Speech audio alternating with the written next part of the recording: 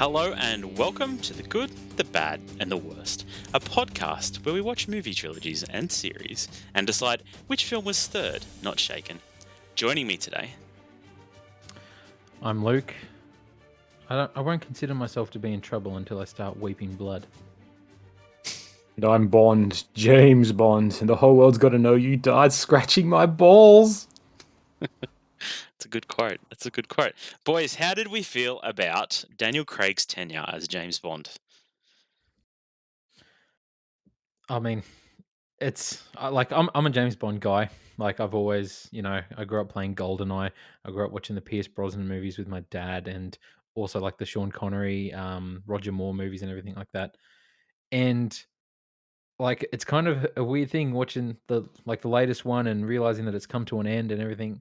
I sort of got a bit emotional about it, and I realized that he's kind of been my Bond. Like when Casino Royale came out, I was like 14 years old, and so I've sort of grown up watching these films. But yeah, like I think he did a fantastic job, and I'm intrigued to see where it goes from here, basically, and who comes after. So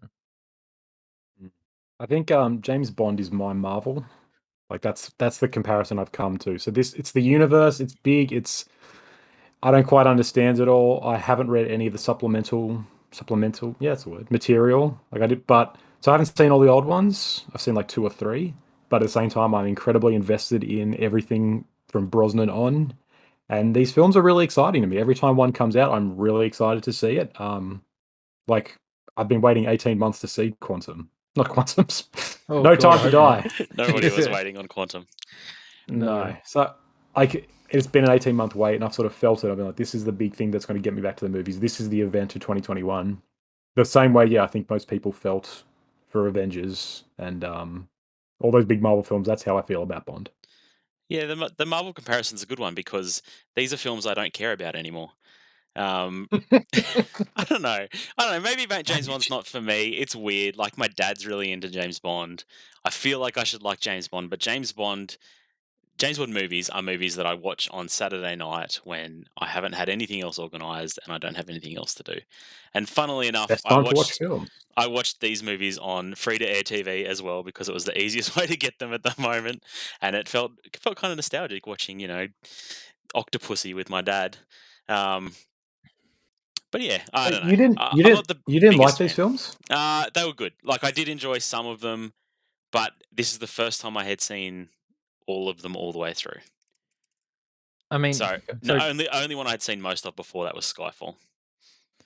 like two things from that low is like whose dad doesn't love James Bond? I feel like that's just the thing that everyone's dad loves Yeah, James Bond, and that's how we're introduced to them. Also, like feel like you just need to wait for like the James Bond Avengers when all the James Bonds assemble. Yeah, Like we yeah. got Pierce Brosnan there, we got all of them, And they and they then bring back Sean Connery from the dead. exactly, it's going to be such a hype moment in the cinema. I can't wait. James Bond, No Way Home. I'm keen. I'm waiting for Super Smash Bond. I want to see them all take each other out. Oh, I mean, he did that in every film, didn't he? But he didn't fight himself. That's Oh not even no, a con. That's not even a contest. That's, Super Smash Bond. That's what his nickname is. yep. All right. Stats. You boys ready for stats? Stats. Casino Royale kicked it off with $102 million budget, made $594 million, and had a Metacritic score of 80. Quantum of Mm. Solace, $230 million budget, $591 million box office, 58 Metascore. Skyfall, $200 million budget, $1.1 billion at box office, 81 Man, Metascore. Spectre, $300 million budget, $879 million made, Metacritic score of 60. And No Time to Die, $250 million budget, $707 million box office so far. It's still in a lot of cinemas. Mm. It's only just come out in Australia. So I feel like that and number's. COVID. And COVID. It's done, actually, considering COVID, it's done extremely well, I think. It's Um, crazy good. it's really good how well it's done. Conan, you sound like a robot. Your internet's cutting out. And its Metacritic Yeah, score bad. was 68. How did you guys feel that lines up with your opinions of these movies? I mean, I feel like it's just a thing that you guys don't mention Rotten Tomato scores anymore, so I'm Ugh, always confused with these random they're It so opinions that sucks. rotten. I don't follow. But anyway, it sounds kinda similar to how Rotten Tomatoes had them anyway. Um, yeah, like, it sort of goes with my opinion. Like, obviously, Casino Royale, Bond wasn't big at the time. It had sort of dropped down a bit towards the end of the Pierce Brosnan era.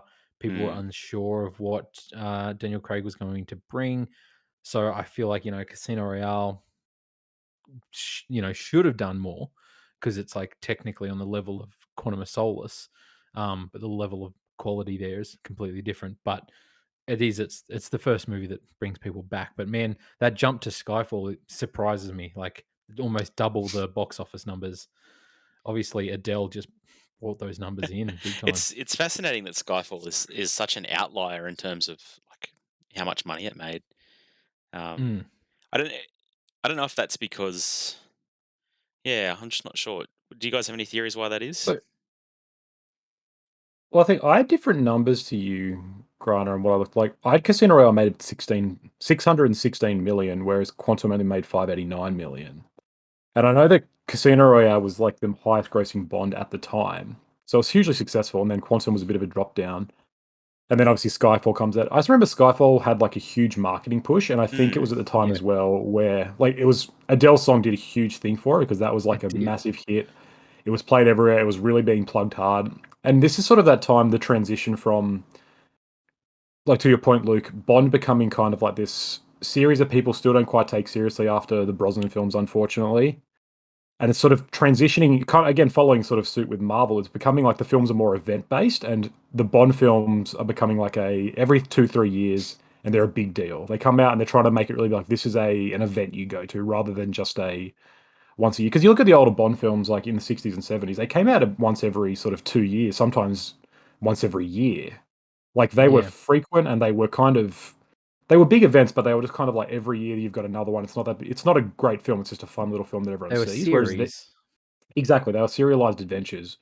Whereas like Craig's franchise is really sort of showing how they're taking it more than that, going, no, these are big events. These are important things you go and see. And I think Skyfall really leaned into that hard. It had the big song. It had Sam Mendes, who had a good reputation, huge marketing push. I And they're like, think it's been 4 years since Bond, so like let's see this happen again. mm, and like Javier Bardem, like Mm. coming in as the villain, hot off the heels of like No Country for Old Men as well. I think like they were presenting him as a strong villain. I think the trailers did a good job. Like out of all these films, like I remember the Skyfall trailers. Like there was the shot of him being shot off the train. Like there was Yep. like this whole thing of them saying the name Skyfall and it like triggering something in him. Like he knows, like they're going into the history of Bond and who this person is, and Yep. like more than any other film, I know Skyfall was like hyped, like it was in the mainstream Mm. media, and obviously the song as well did help a lot with that because it was mm. everywhere. But Yeah. yeah, I feel like there I think was. playing on I was you going to go. say, I feel like I remember there being some talk about this being Judy Dench's last film as well, and people like suspecting she's going to die, and I feel like there was a lot of like hype and intrigue around that as well. So Mm. I think that might have played into yeah, it. Yeah, there was that like meta conversation about the how this is like the final sort of Bond, even though it wasn't. It was like, is this the final Bond? It's going to go into his backstory. Judy Dench is going to die. It was a real sort of sense of like this is sort of the end of Craig's as a person and like as a like his Bond as a character rather than just another Bond film. There was a real sense of finality.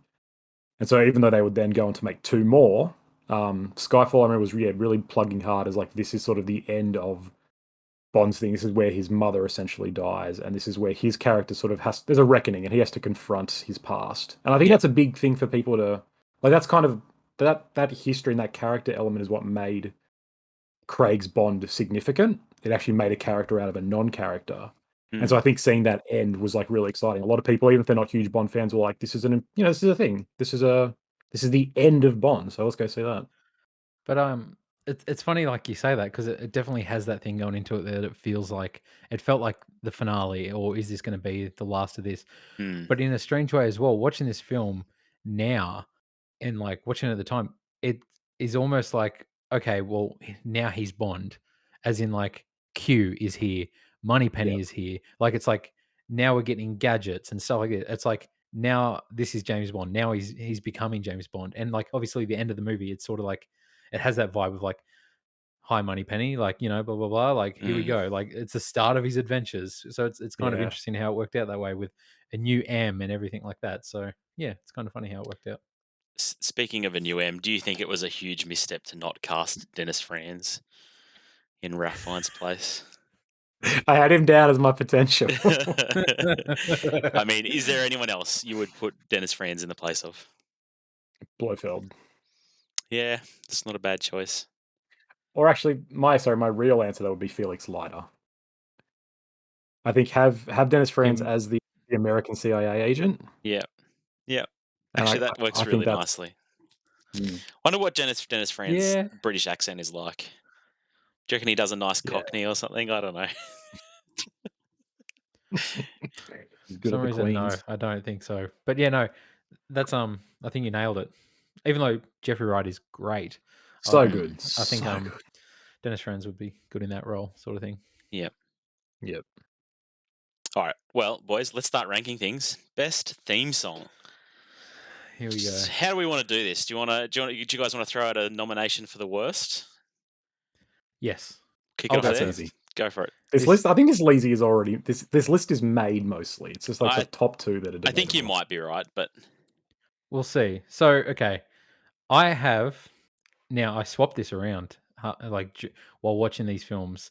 One song got into my head and bumped itself from 5 to 4 for me. So, um, I have as my number 5 song, the worst, "Another Way to Die." Absolutely, Yeah, such a bad song. from which? Quantum of Sorry, you're gonna have Solace. to tell me which film that's from. From Quantum of Yes, Solace, I agree. Alicia Keys and Jack White. Yeah, as much as I like Jack White, I don't think that's a very good song. Terrible It's choice for a it's not Bond a song. Bond song. Yeah, It's not a Bond song. But So you could definitely say that about the theme for Casino Royale too. you I could like. I don't think like I Have you don't guys like it's not I love that song and it might be my top, but I don't like I think you could make the argument that it's not a Bond song, and I would probably agree. like? I think almost none of the Craig Bonds are Bond songs, which is funny. They're all really like trying to figure out what to do. well, I think they get kind of into the style of like There's the the last two. Like, there's really only one that I think you could say that's a Bond song. The first two are clear rock songs, and Yeah. if you look at the lists online, they're so. The only thing I learned from them is that everybody thinks different things. Like some people have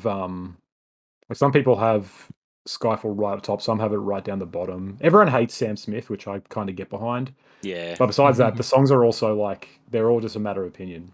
But I think the last two especially are very weird. I don't mind them, but I don't know, all they're also right. not really Bond songs in my So mind. we're in agreement for the worst though. Another Way Sure. to Die. Yep. Cool. So number 4, you go first, Conan. What do you have as number 4? Writing on the wall. Is that Spectre? Yeah, that's Yeah, Sam Smith I song. agree. Sam I Smith. agree. I have Writing on the Wall as number 4. Okay, Um, good. it was coming into this. When I was watching them, always sort of had that as my last. And like when I watched the film, I was like, oh, it's just too whiny. Like I know that's Yeah. Sam Smith and everything, but it's That's his just song. it's too like it's too much. I feel like, but what I feel like helped it because man, the next like day driving into work, I was listening to the song and it was sort of stuck in my head where it was just playing in my head for a bit.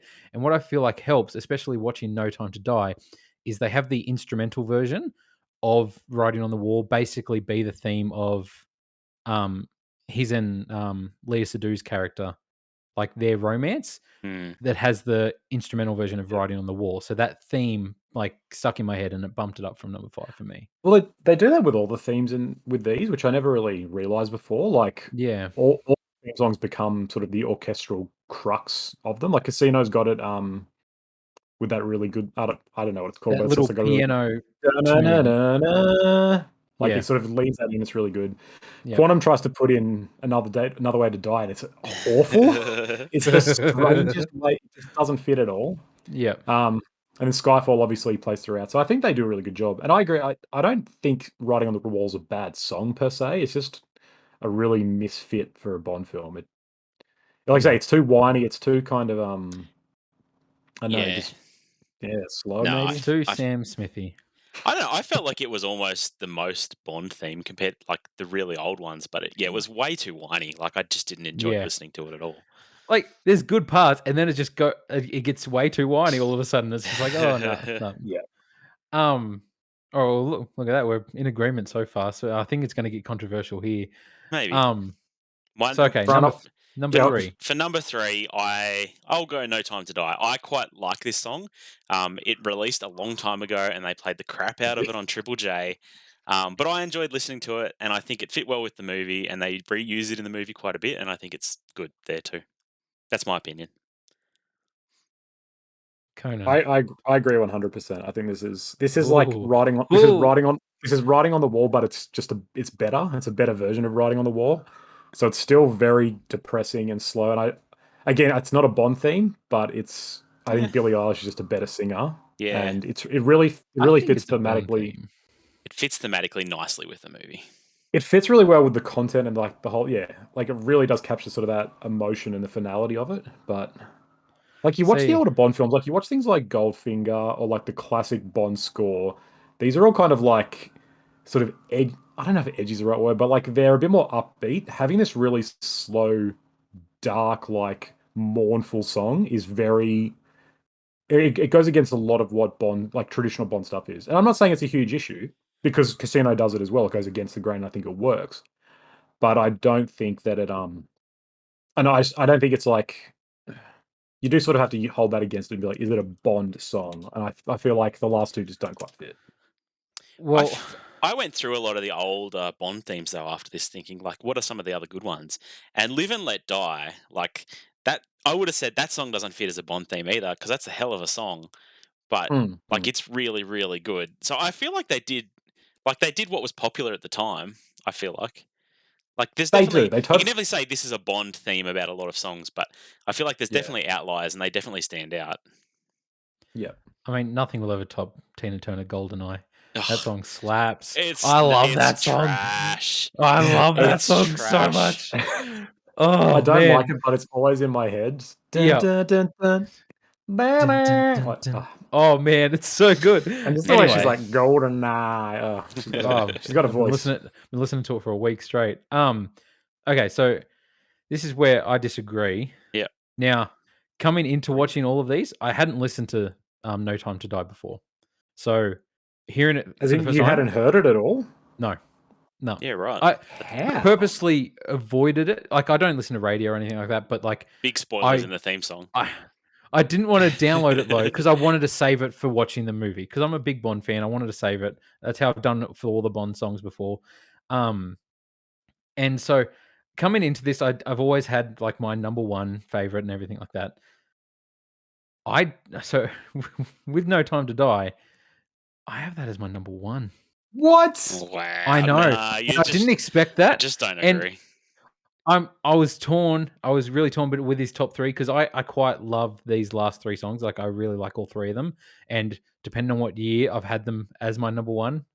Um, Luke, I thought and you I were going to don't have my know back with Casino here, but I I I will. don't Go on. know I don't know if it's because I hadn't heard it before, and it was, like, the final Bond, but it's the only one watching them through this past fortnight. When it was playing, I got goosebumps, and so did my wife. We were sitting there, and, like, it hits a certain part in that intro, and I was like, "Oh, I just got goosebumps," and she's like, "Yeah," and she's like, "This is awesome," and I guess it was the first time I heard it, and it's still new to me, and I was like, "I've listened to You Know My Name for 15 years now, every week."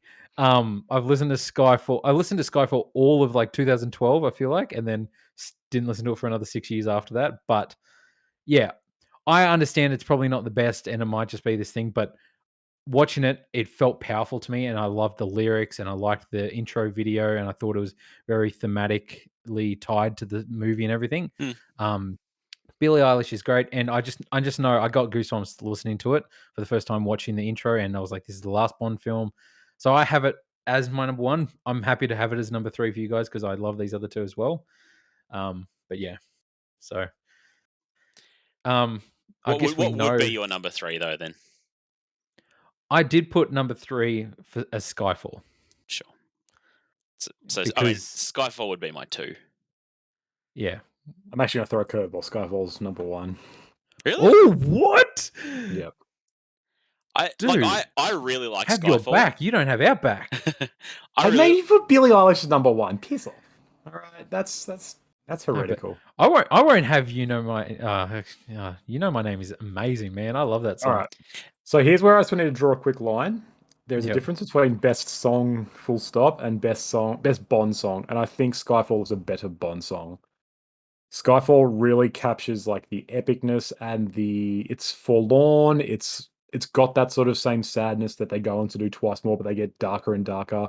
But it's still got like that orchestral sort of flamboyance of traditional Bond. Yeah. It feels classy. Like you know my name is like just an absolute banger. It's an Yeah, it amazing is. song, but it's much to its strength. It's not a Bond song. It's actively saying this isn't a Bond song, and it works well on this thing. But it goes against, and that's why so many people hate it. Like you look at any list that, and it's always like this is in bottom 5 or 10, which is nuts to me anyway. But I think Skyfall just is like it's almost the perfect Bond song. It hits every note so well. See, I kind of get that because, like I said, I legitimately have listened to "You Know My Name" every week. Like it's in all my playlists that I listen to regularly. That song's there because it's just a banging song, and I listen to it all the time.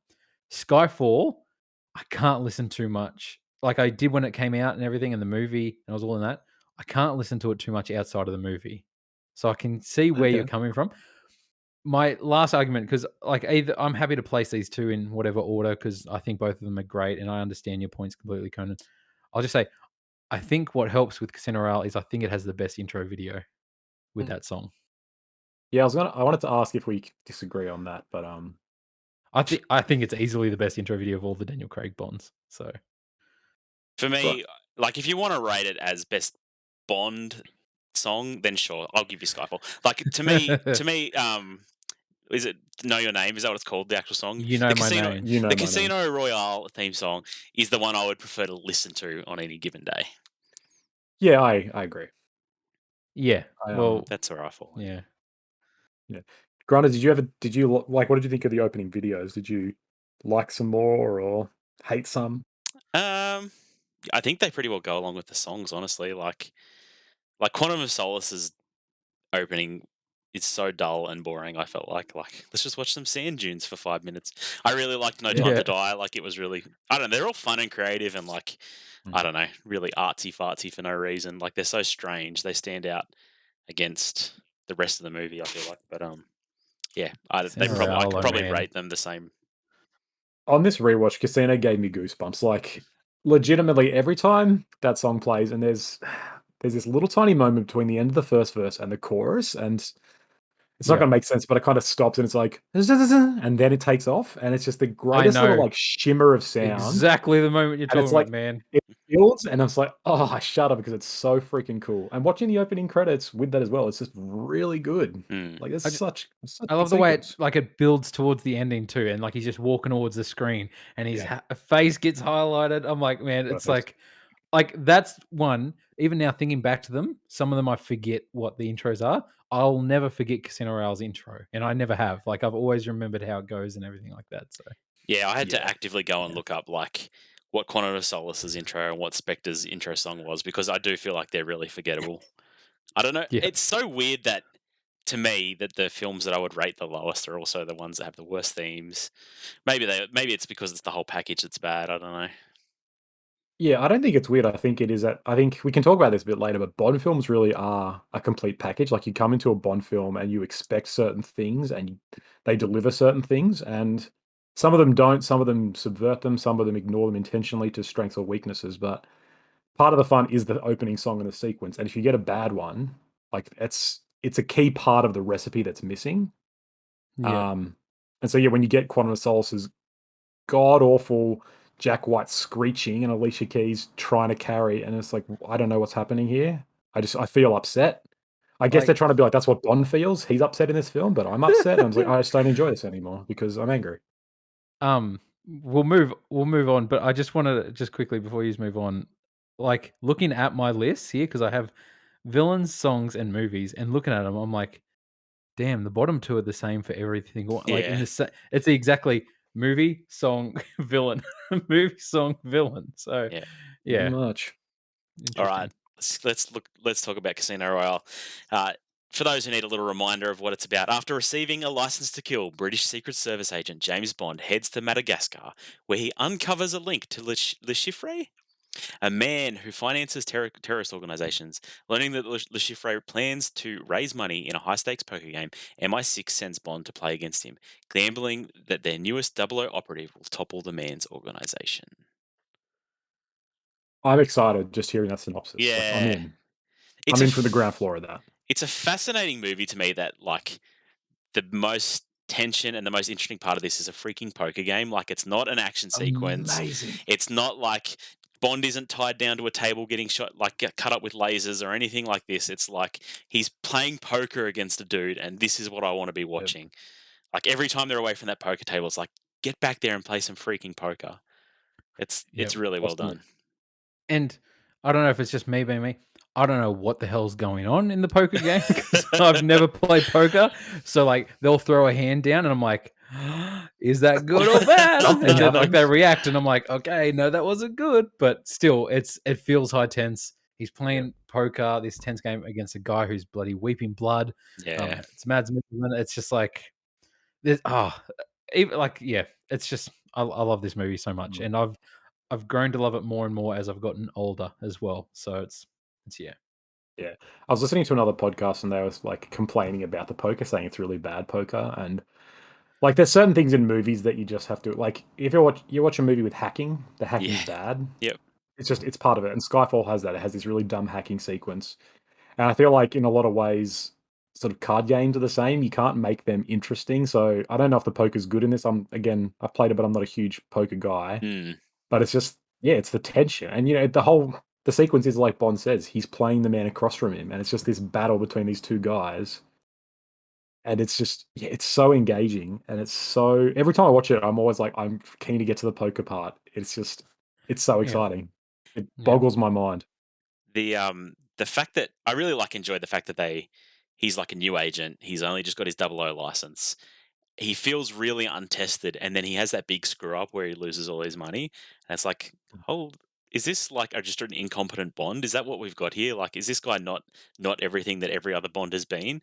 But Yeah. Yeah. obviously there's a reason behind all that, and he is the guy that everyone else has been. But it's just I don't know. I really enjoy that take on Bond and that tension they build there. I just think this film does such an amazing job of recreating the character, right? Mm, Like we said earlier, Luke, we had four Brosnan films, and besides GoldenEye, they were all pretty bad, and Die Another Day was atrocious, and it really was kind of like Yeah. the death of Bond. That's why there was a 4 year gap. And then this comes back, and it recreates him as a character. It goes back to this first Ian Fleming novel. It really mm, breaks the character down, and it says, how can we make this guy relevant but still maintain the Bondness? And I think I don't know, maybe we can talk about it here, but like I think this is the best of the Craig Bonds. I think it's potentially the best Bond film ever made.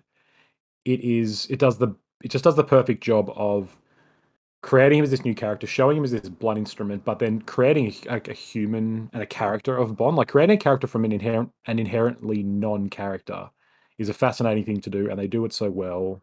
The relationship with Vesper Lind is, I think, it's amazing. I think Eva Green's fantastic. There's real chemistry there. mm. Um, it's and just as a film goes, like Martin Campbell is just like a really precise filmmaker. Everything in this film, and apparently, like during the making of, he was really obsessed with spatial awareness and constantly mapping out. And I think that's why things like the parkour scene are so good, and people still look at Yes. that and are like, that's the greatest scene in the 2000s of film because it wasn't Mark Foster in Quantum. He's just like, let's shake the camera everywhere and it looks cool. It's like, no, you've got dudes bleeping around, but I'm filming it all very carefully. The poker scene, there's this really great like spatial awareness of everything that's going on, so you feel like you're watching. He just brings this precision to the film that makes it so engaging, and like it makes it feel like a Bond film in that it's not all just flashy action. There's slow, interesting like playing off people. There's the class, there's the drinking, but then there's the great action, and then there's this humanity to underpin it all. And it's like this is Yep. everything I want from Bond, but it's actually got a stronger groundwork that just like ascends it to a whole new level. Yeah, that's the thing. Like, I love, we get the introduction to the new Bond. It's crazy that you say like it was 4 years between this and Pierce Brosnan's last one. I feel like it was so much longer, and to think Yeah, that we had a longer gap between Spectre and No Time to Die than we did for I know. Pierce Brosnan and Daniel Yeah. Craig. But like, I remember when it was coming out, I was like, "Oh my god, James Bond's back! Like this is cool." Like it felt like it had been a while, Mm, and I wasn't sure how it was going to go, and just like I love the intro, like I love the opening of the movie, it being in black and white. I love that, and it shows him get his first 2 kills, like, in the bathroom, and it's this brutal, like, thing, and just him going like, such a good "Yes." scene. Yeah. Shoots the guy in the chair, and then, like, to have that classic opening of him turning and shooting the screen, like, to get that kill in the bathroom, it's just Yep. it's cool. You get straight into the parkour scene, which is so dope. I love that he's not like this cat like reflex, but like this guy's jumping, landing neatly. Bond jumps and like smashes himself on the ground, and Mm, like or he'll run straight through a wall instead of jumping through holes and stuff like Yeah, that. but it still introduces this Bond as a guy with a physicality the other Bonds didn't have. Like yep. they're Yep. not Yeah, guys who are out there brawling. They're not guys who are making these big jumps over buildings. As clumsy as he is compared to the guy he's chasing, he's like, did Pierce Brosnan ever do anything that physical? Like the old Bonds are always like car chases, gunfights. And like there's the yeah, opening of Goldeneye where he like rappels down a damn wall, and that's the most physical thing he Great does. scene. Does yeah, it's great. I'm not against it, but it's the most physical thing Pierce Brosnan does for the whole 4 movies. Like and it's not Pierce Brosnan, no, but well, it's like, Yeah. no, that's the thing. Like it's very physical, straight up. Like it feels different for Bond. yeah, Like for him to just have this parkour scene, him running down this dude.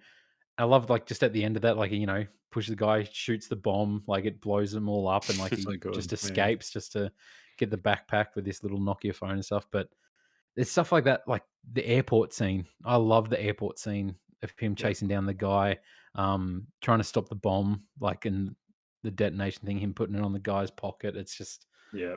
Yeah, seeing him, brilliant. you see that like wry little smile spread across his lips, and it's Yep. like, oh, this guy's Yep. a yeah. I think opening it this way, like it's this great element of like introducing the character through action. We see like that parkour scene is one of the best scenes in the past 20 years of film. I feel because you get this idea, you see exactly what Bond is like. You say he's this physical creature. He's like he's gonna run, he's gonna keep up, he's gonna fight. But then you see how he thinks as well. He's very smart because he can figure out other ways, but he's not as agile. He is different. So he barges through obstacles. Like this mm, dude leaps through a little gap in a Yeah. door, he barges through it. He just Yep. leaps and he's like, even though he hurts himself, he just keeps going. And it from that one scene, you kind of I know exactly who this guy is. I know who this Bond is. I know what he's about. And I think Yep. it's fantastic filmmaking. Um. there's one scene that everybody brings up when they talk about this movie. It's the torture scene. How did you like? It's an interesting. I feel like every time Bond has been captured in the past, it's always some over the top chance for the bad guy to give a monologue, and then we've got like, oh, there's a laser coming at you. I mean, I always use that Yeah. example because they parody it everywhere, but In everything. this is such a brutal interrogation scene. It'd be a horrible way to be tortured, and he Oh, doesn't even get out of it because of anything he does. Like it's purely No. something Vesper does, I guess, in the background. mm. Um. It's kind of funny because like he also alludes to it, Lashif, like where he says like people with all these elaborate like things. He's like it's always just the most simple thing that will get a man to break, and Yeah. it's like All you need to do is like inflict more pain than a man can endure. It's like, yeah, it's a how do great you, commentary. how do you do that? Yeah. Like smacking his balls really hard. I It's remember seeing that in the movies and just the whole cinema just flinched as soon as that Mm. happens. Like you Yep. see him sit down, everyone sort of grips the seats, and then as soon as you hear that first like thunk, Yep. it's just Just the like solid every meat. every And guy in the cinema is just like, oh, like that's the sighing thing. with all Like you look down the cinema and you just see all the people that are men. They jump up a little bit, like oh, their heads are just popping up. Like oh god, I felt that. Yeah. And like you said, Griner, that scene, like we see him get tortured, he doesn't get out of it, and so it No. creates this humanity. Like, oh, he is vulnerable. He's actually not unstoppable. He needs other help, and he might die, and it's just because he's a really vigilant character that he doesn't give up info, and that makes him much more relatable. Like that's much more interesting than he's And somehow stuck in like a Q gadget and he slices his way out. Like, no, I'd rather see him get tortured because I and witness his character. he's in a wheelchair for the next 2 scenes. Like, Yeah. he's like, "I Yeah. can't walk." Even though the very next scene, he's, like, making love again. So he just, like, Yeah. shot out of that wheelchair, and he's like, "I'm I ready had to some go." questions about that. Like, if I your know. balls get damaged pretty bad, I wonder what it looks like. He's a But virulent man, that old Bond. Like, he's ready to rumble. Yeah. It's a interesting end for the bad guy. How did we feel about Mads Mikkelsen in this film? amazing. He's pretty good. He's amazing. I love Mads Mikkelsen, so I think he's awesome in whatever he does. Yep. It is interesting to think, like, he just gets taken out, Yep. like, He by just Mr. gets White, straight up shot. and there's no big confrontation at the end. Like, there's no climax of this, and that's sort of what James Bond is. It's always this, like, oh, like the villain's like death machine, and like this, and he's facing down James Bond in this final thing. And this one, he's got the upper hand on Bond, and just this third party that we hadn't seen since the start of the movie comes in, shoots him in the head, and he's like, Mm. "No, like Mm. you're gone," basically, because it was all about Yeah. his debts as well and who he was answering to. But it's very unique, and I really like that. But yeah, I think it works so well because then you get the true ending of the film, which is him and Vesper. Yep. And like you say, this isn't a traditional Bond film. Traditionally, Bond gets the bad guy. He bangs the Bond girl, and that's that. Good Yeah. day for England. You Everyone's happy. literally never hear about the girl again.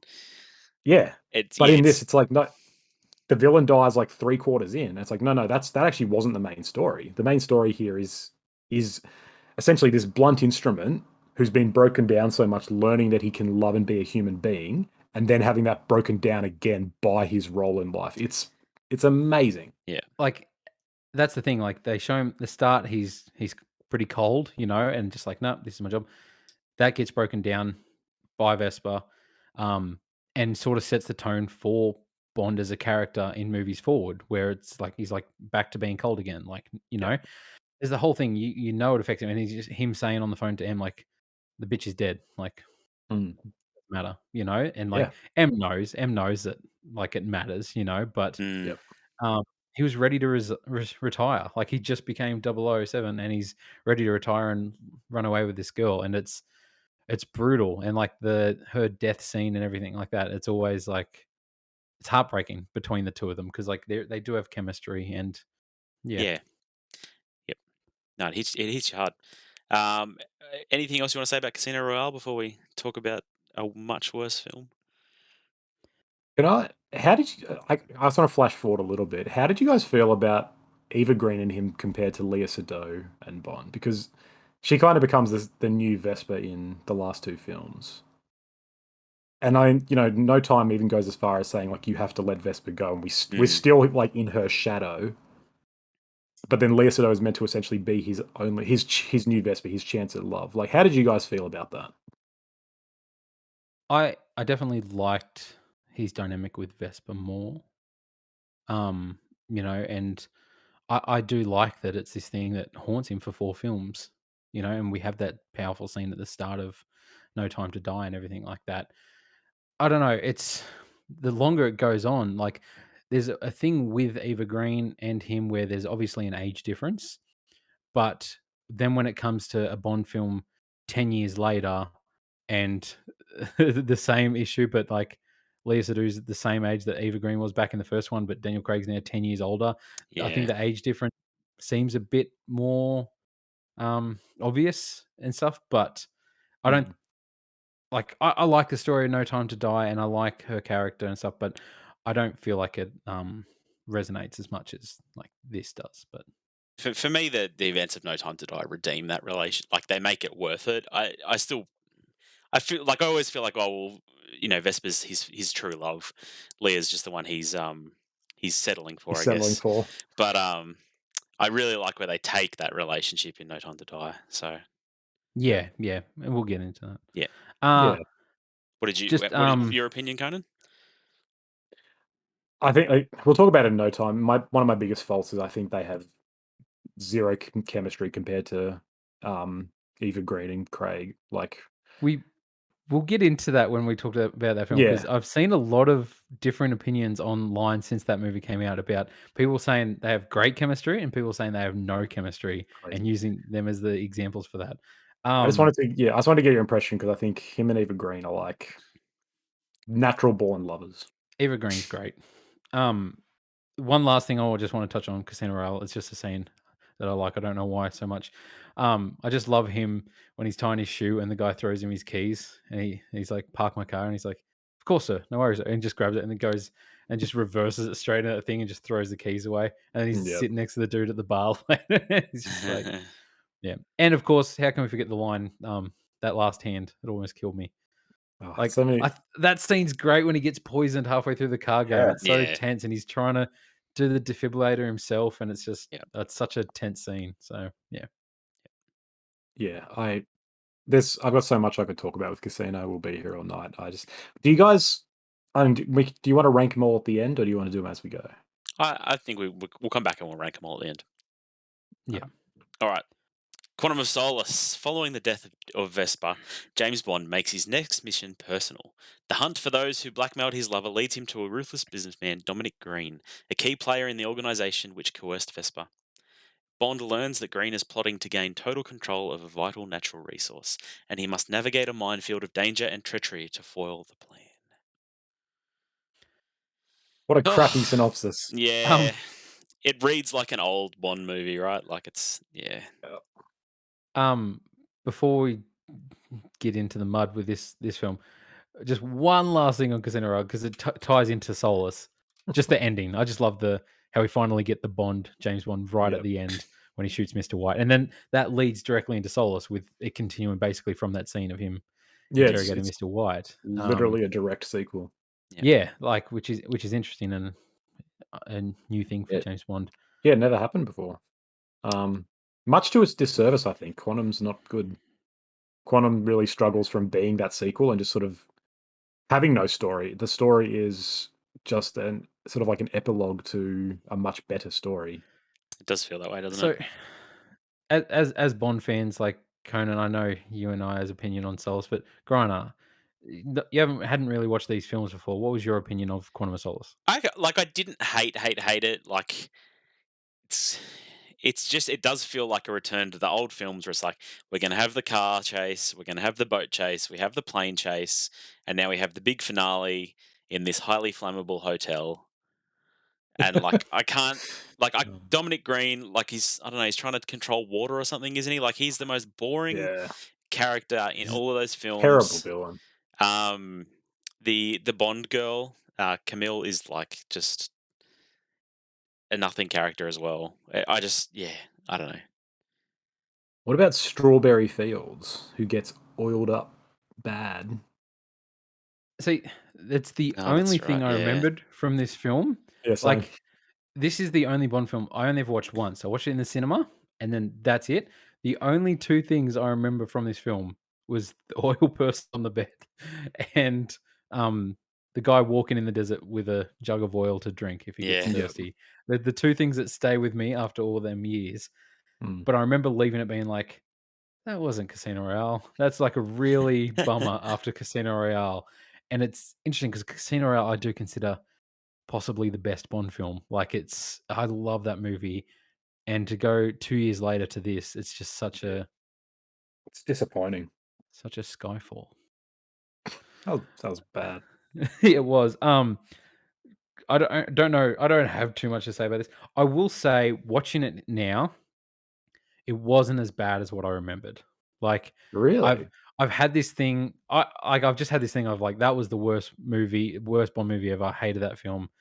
Watching it now, I was able to sit down and I guess with those low expectations, I was able to just sit down and enjoy it as like another Bond film. Mm. Like you guys know from our chats, I cruised through these in like 5 days. I watched Yeah, all of them like you were keen. one night after another. I was just like, all right, next one, Solace. Like my wife had never seen most of these before, so I was like, all right, this one. And by the end of it, I was like, that was enjoyable. Like I enjoyed it. It's not a great film. Um, Better than what I thought it was. Uh, I will say I did like the line when he's like, "We're teachers on sabbatical. We just won the lotto." Just like he's like, "No, I'm not staying in this dodgy hotel. I'm James Bond. We're getting the deluxe suite." And yeah, her whole thing's like, "Our covers. We're meant to be on teachers. We're meant to be teachers." I love it. I thought it was hilarious. Mm. It is pretty funny. I think this film more than anything suffers from being like suffers from really bad circumstance. So there's a whole laundry list. It suffers from being the film after Casino. You know, like it's just a really high, and it was never gonna be as good. I don't think. So I don't know. It was written in 2000. It was made in 2008, which is during the writers' strike, if you guys remember. Yep. And so Yep. I read a bit about it. Like Craig was talking about it. So they would go in some days and they would just have nothing. They'd have like no pages properly written. They would just go and be like, we don't know what we're doing. So the script was really like shoddily, quickly put together. That's why it's not based off. It's not There is based a on a short book, isn't it? there is a Like, short story called Quantum of Solace, but it's nothing to do with this. It's completely different. So they took the name and it's an original story, and it's which really bad.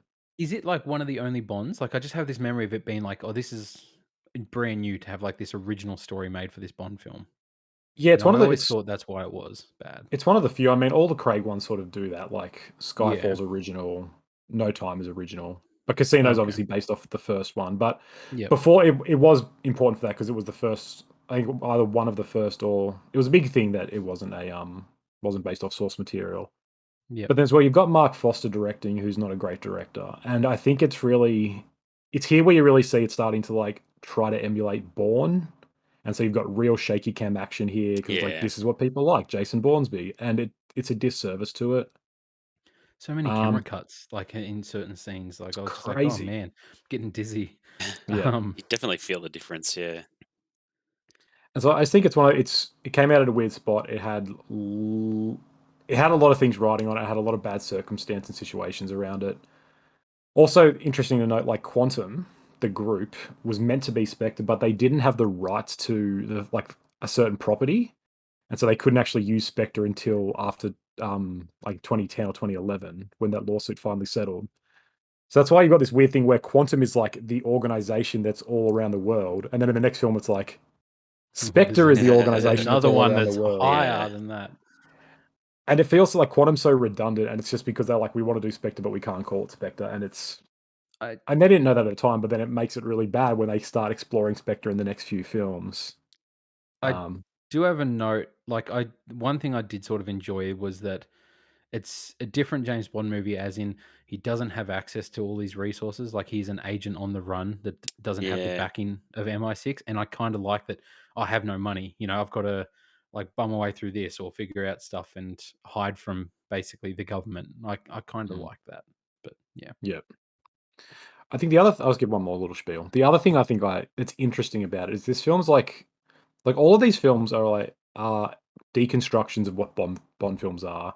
And Quantum is like this weird stripped back film that like you say, it removes everything of Bond. It removes his gadget, it removes the charm, it removes his drinking. Like it's almost not a Bond film, right? It has no fun, it has no flair, it has none of the charm or charisma of it. It's like a revenge film, and it's really dark and really nihilistic and really just kind of like gritty to the next level, which I think Mm. is an interesting idea in itself, but really poorly executed. Yep. Grana, I feel like you don't have enough emotional thoughts about this No, film. I just found it very forgettable, honestly. Like I wrote two notes about it, and that was like they have a chase scene in every possible vehicle they can, and then that Yeah. finale in the flammable hotel is so strange and contrived and just odd to me. And like I did enjoy like a few things, like it was his revenge on that guy at the end, like leaving him with the motor oil, like that does stick with you. But Mm, yeah. other than that, just I don't know. I just found this movie very forgettable. yeah. I like the opera scene where they're all watching the opera and sort of talking, and he's just like, "Can I make a point?" And everyone just sort of stops, and it, And he's getting photos of everyone as they're Yeah, getting up and that's right. yeah, leaving. Yep. I thought that was kind of fun. Mm, I do like that we see like Mr. White's there again because like he escapes earlier. He's there and he's just like, oh, people mustn't be a fan of the opera. And then we don't see him again till Spectre, and it's like, oh, he's back again. Yeah, Like here he is. He's like still surviving. yep. But yep, yeah, yep. not much. I did have a note. Like towards the end of that thing, I don't think they would have ever survived that parachute fall when they jump off the plane. No way in hell. No. They pull a It's parachute like like 2 meters, and then one he second lands. before they hit Yep. the No, ground. Yep. Dead. his all his bones are broken. Yep. I couldn't help but think of the scene in Indiana Jones where they jump out of the plane in the boat and the arguments we had over that, over whether that was realistic. And then I remembered that like Indiana Jones was supposed to be a rip off of James Bond, so it's all just come full circle. It's Yeah. all fitting. Is Yeah. Dominic Green the worst Bond villain? Of this series, yes. I have him on the bottom of my list, and I wrote this like just from my knowledge that wasn't looking into the characters' names, and I had him as Oil Guy. While the rest have their characters' names or the actors' names, he is just Oil Guy to me, and he's the bottom of the list. So Yeah. with the damn song and with the damn movie, I'm just saying it now. It's the So bottom of all the categories, I think. Yeah. yeah, Skyfall. All right. When Bond's latest you have to assignment say it goes like Adele. Sorry, you have to say it like Adele. Skyfall. When Bond's There it latest is. assignment goes terribly wrong, it leads to a calamitous turn of events. Undercover agents around the world are exposed and MI6 is attacked, forcing M to relocate the agency. With MI6 now compromised inside and out, M turns to the one man she can trust, Bond. Aided only by a field agent Moneypenny, Bond takes to the shadows and follows a trail to Silver, a man from M's past who wants to settle an old score. I'm ready. It's a pretty Take good it away. film. It's a damn good film. Like, man, it's funny because I had actually also pretty much only seen this once when it came out. Mm. Um, Casino Royale, I feel like I've watched 20 times. I don't know why, it's just something I've watched 20 times. Skyfall, it's something like I loved it when I first watched it, and then I've just never gotten back around. Like, I feel like it's a commitment. Like I got to sit down and be in the mood for that movie. I love this movie. I think it's so good. The theme song's awesome. I love the villain. Javier Bardem is amazing in it. Yeah. I'm just gonna say it now, and like I was very apparent watching it that I was like, yeah, Eva Green's great, but I think Bond has the most sexual chemistry with Javier Bardem more than any of the Bond girls. It's Just kind of saying true. it. Yeah, that's an intense scene with them too. But like there's so many things in this film. Like I love Q. I love the introduction of Q, and I Yeah, really Ben like the actor Wishaw's that so good. plays him. Yeah, he's good. Um, we get like this is very much like a story with M, like about M, as opposed to her just being like the person he's on the phone to at the back. Like it's this personal James Bond story. Um, like it's such a cool moment, and watching it again, like I've rewinded it just to rewatch it again. Him getting shot off the train is like such a like oh shit, like that's hectic, when she's like take the bloody shot and she just shoots Yeah. and he just the way he just like falls like limp off the train and just Yeah. Oh, looks and then straight into so that solid, song. yeah. It's such a cool intro. I love it. Yeah. I love it. Yeah. Yeah. And everything goes silent after Moneypenny takes the shot, and it's kind of a Yeah. few moments, and Just she's the like, wind. You just hear like the train yeah, and and then she's yeah, like agent down. It's like, oh, shit, feels brutal. She shouldn't have taken that shot. no. So, Grana, had you seen this before? This was the only one that I had seen before. I didn't remember a heap of it, but I feel like Yeah. this film has some really unique.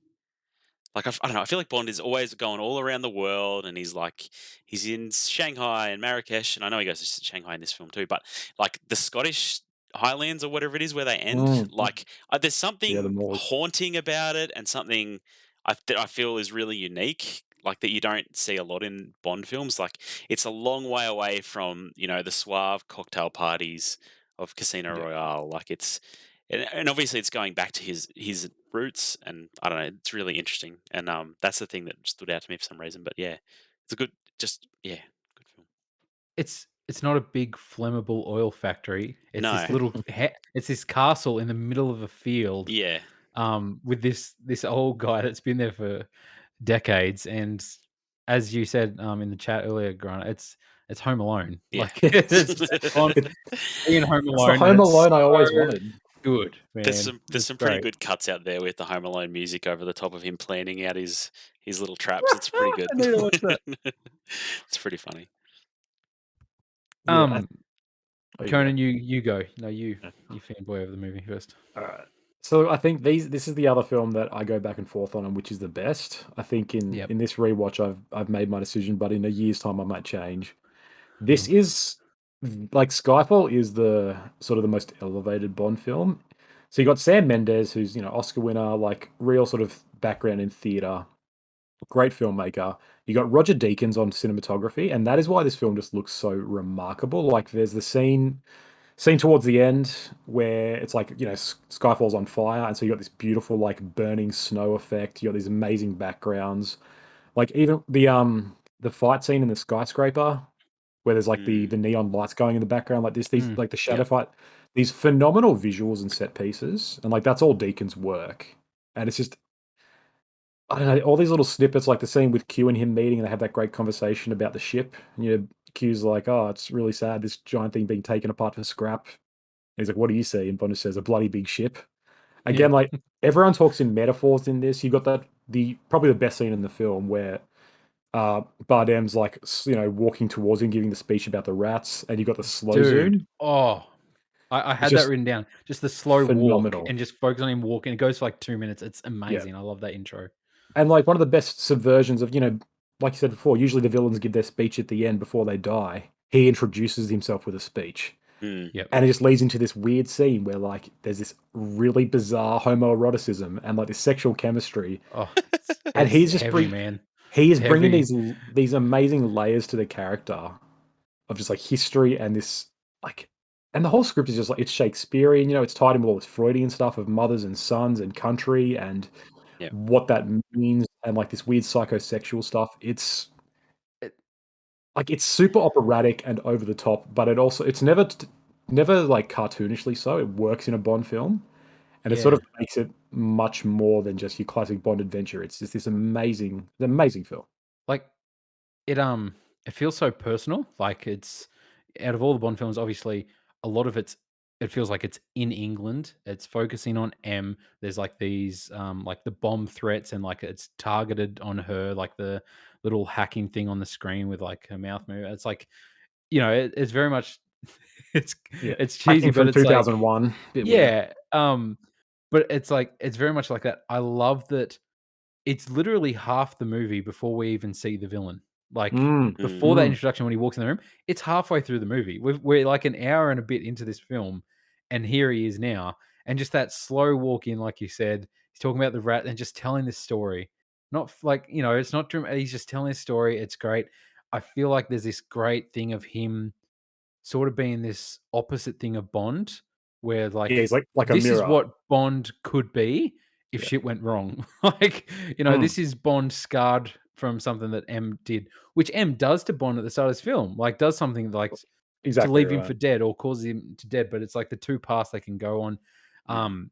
The whole cyanide thing when he takes the fake teeth out, oh, scary as hell. Yeah, it's rough. It's creepy as yeah, like I really like Q as well, the introduction of Q and him being like, "What, did you expect me, like, with a big lab coat on?" Or, Yeah. especially, like, being a fan of the old Bond films, Q, it was always just, like, this old guy, this Mm. lovable old guy in a big white coat, and to have this, like, young, nerdy dude, like, it's completely different, completely playing with expectations, but I really like Q, the whole thing with Javier Bardem's introduction as well, like, the way he shoots the girl that, like, Bond's Mm. been with at that point, like, half an hour or so, how he's just got, like, the drink sitting on her head, and he's just like, "Oh, my turn." Boom, Yeah, shoots her, I win. and Yep. Bond with that, I love that line so much where he's like, "That's like a waste of that's a waste of good whiskey," or whatever. Yeah. It's Mm. brutal, but it's such a good scene, and I went into early with him being shot off the train and everything like that, but I feel like even before that scene on the train, he gets in the bulldozer. There's certain scenes like he gets shot in the bulldozer and he's like getting shot in the chest, and it's really brutal. Like I'm like, oh Mm. shit, is he dead? Like he just got shot up. I It's frustrating It's that it ends up being he's only got one bullet in his shoulder, but it looks like yeah, he gets mowed down. I'm like, it does. He really does. Yeah. Does he have like a bulletproof suit on? Is that what the go is? Is that what that suit is? I don't know. They never explain that, do they? I feel like that's from a different film, but he They don't go into doesn't the sound seems John like he Wick talked about. yeah, he universe with seems the No. bulletproof in a lot of scenes. But anyway, Yeah. Yeah.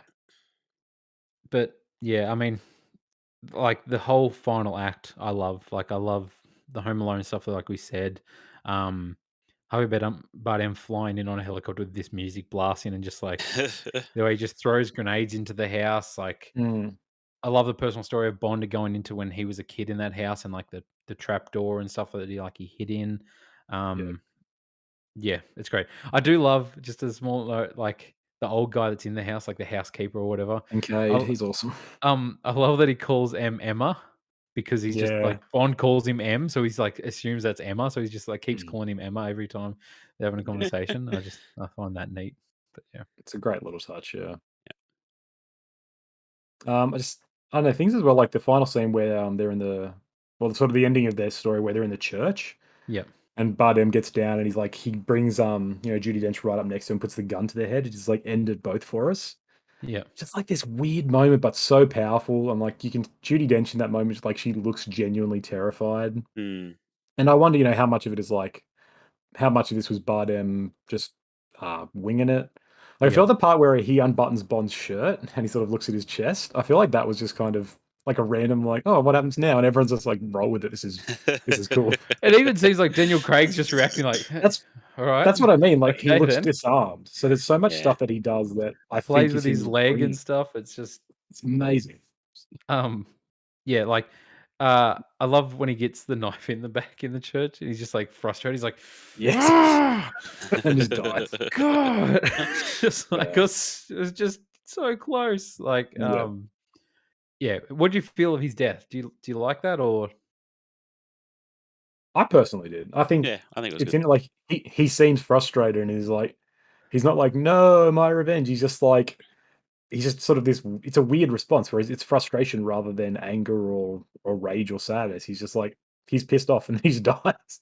yeah. Like, I don't wanna see a 10-minute like, there's enough sort of, like, monologuing and Shakespearean-ness to this. I don't wanna Mm. see him, Yeah. give a dying conversation like, "You were my mother, why" like, we sort of have all that. I think Yeah, it's a lot better please to not. just have it being like his final moment is where he's, like, so wrapped up with M, where he's, like, he wants to kill them both to have, like, this weird suicide pact, and then he just gets killed and he's like, "Oh, crap." Yeah. Yeah. Like, damn it, Bond, you ruined the moment. You Yeah, spoiled my thank you. plan. All right. Spectre. A cryptic message from the past leads James Bond to Mexico City and Rome, where he meets the beautiful widow of an infamous criminal. After infiltrating a secret meeting, 007 uncovers the existence of a sinister organization, Spectre. Needing the help of the daughter of an old nemesis, he embarks on a mission to find her. As Bond ventures towards the heart of Spectre, he discovers a chilling connection between himself and the enemy he seeks. Spectre. I feel like Spectre is Brian, like the most return to generic ass Bond film of all of these, in my opinion.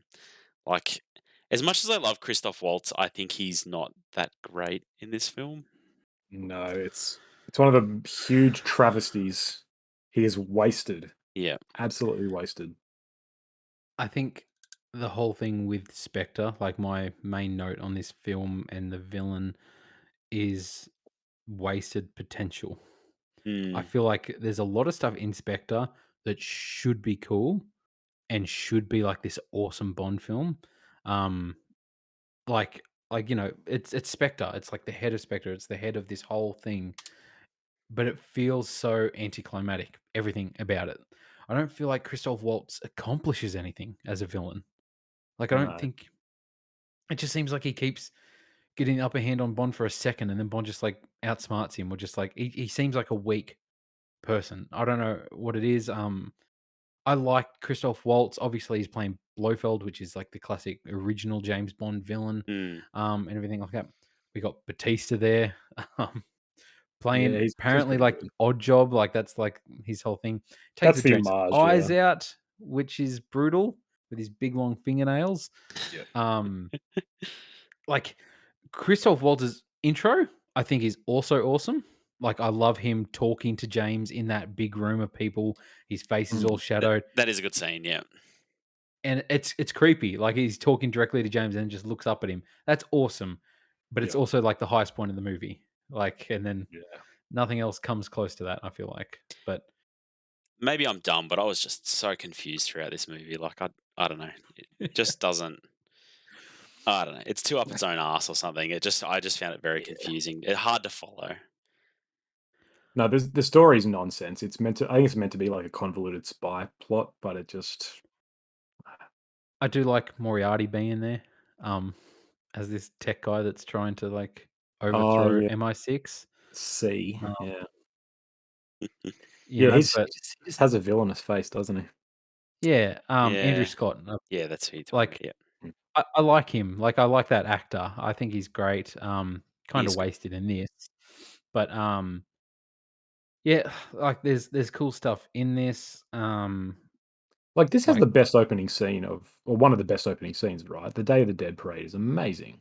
It's and, like, really the good. long one shot Yeah, thing, it's a long one shot, like, it's Yep. phenomenally done, really well staged, like, yeah, one of the best openings of any of the films. he never goes And back to then that girl in the apartment. oh, yeah, I He's wonder like, she "I'll be must be back in a second." she would be bummed out. Yeah. But yeah, it's got, like, great yeah, moments like that. The Christoph Waltz introduction is cool. The train fight with Batista is really fun, like, he just walks up and kicks the table out of the way. Yeah. It's Yep. just Just it's brew really good. just out of nowhere, just boom, yep. Yeah. Oh, it just appears. Like, there's a lot of I really like as well the scene where he finds Mr. White in that cabin, and he's kind of, like, Yeah. in the basement, and he's just, like, like, he's locked up almost, and he's just watching all these TVs to monitor. Yeah. And it's just, like, this clear like, he's clearly obsessed and just going mad. It's kinda like a really creepy sort of scene. I It's got do really like that quote he says, Mr. White, in that scene too, though, about, like, "You're a kite flying in a hurricane, Mr. mm, Bond." Like, I think it's a creepy quote, the way he delivers it and everything, but yeah. yeah. Like, a lot of great ingredients that just never mesh. And because of your point, Griner, I think this is trying to actively be like, as it's trying to be a classic Bond film. I feel like Mm. Mendes sort of he hit it so high with Skyfall, and Skyfall, like, brought this franchise to the mind of, like, "Oh, these are actually great films. They're not just Bond films, they're great films, and you can do, like, a phenomenal movie as a Bond film." And then I feel like he almost knew that he wouldn't do it again, so he's like, "I'm just gonna do an old school Bond adventure." And, Yeah, like, it did. I don't know if it's actually it, but I get that impression he was just like, "I can't be perfect twice, I'll just do whatever now."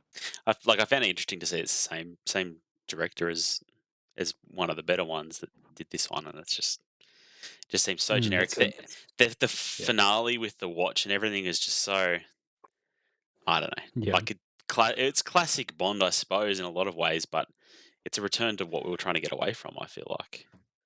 Yeah. I mean, such a contrast to Casino Royale, like, elaborate torture things, like this whole thing about drilling into his head.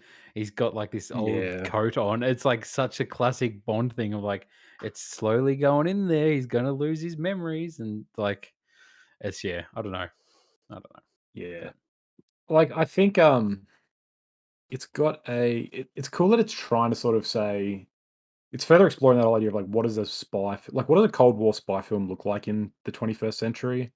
And so they're clearly doing it with the whole, like, global surveillance. The Nine Eyes This thing, yeah, pro Yeah, Nine Eyes, they're like, "This is how it's gonna work," and, "Oh, there's no more shadows in the future, we're all working together." And it's like, "No, this is how Spectre would function now in this universe of constant surveillance." So I think it's kinda cool what it's trying to do. It's trying to say, "This is how we still have spy films now because you can't just do the Cold War formula anymore." yeah. But, again, not a well executed, um, attempt at that. So what do you guys think of Lea Seydoux? Like I said at the start, like I like her.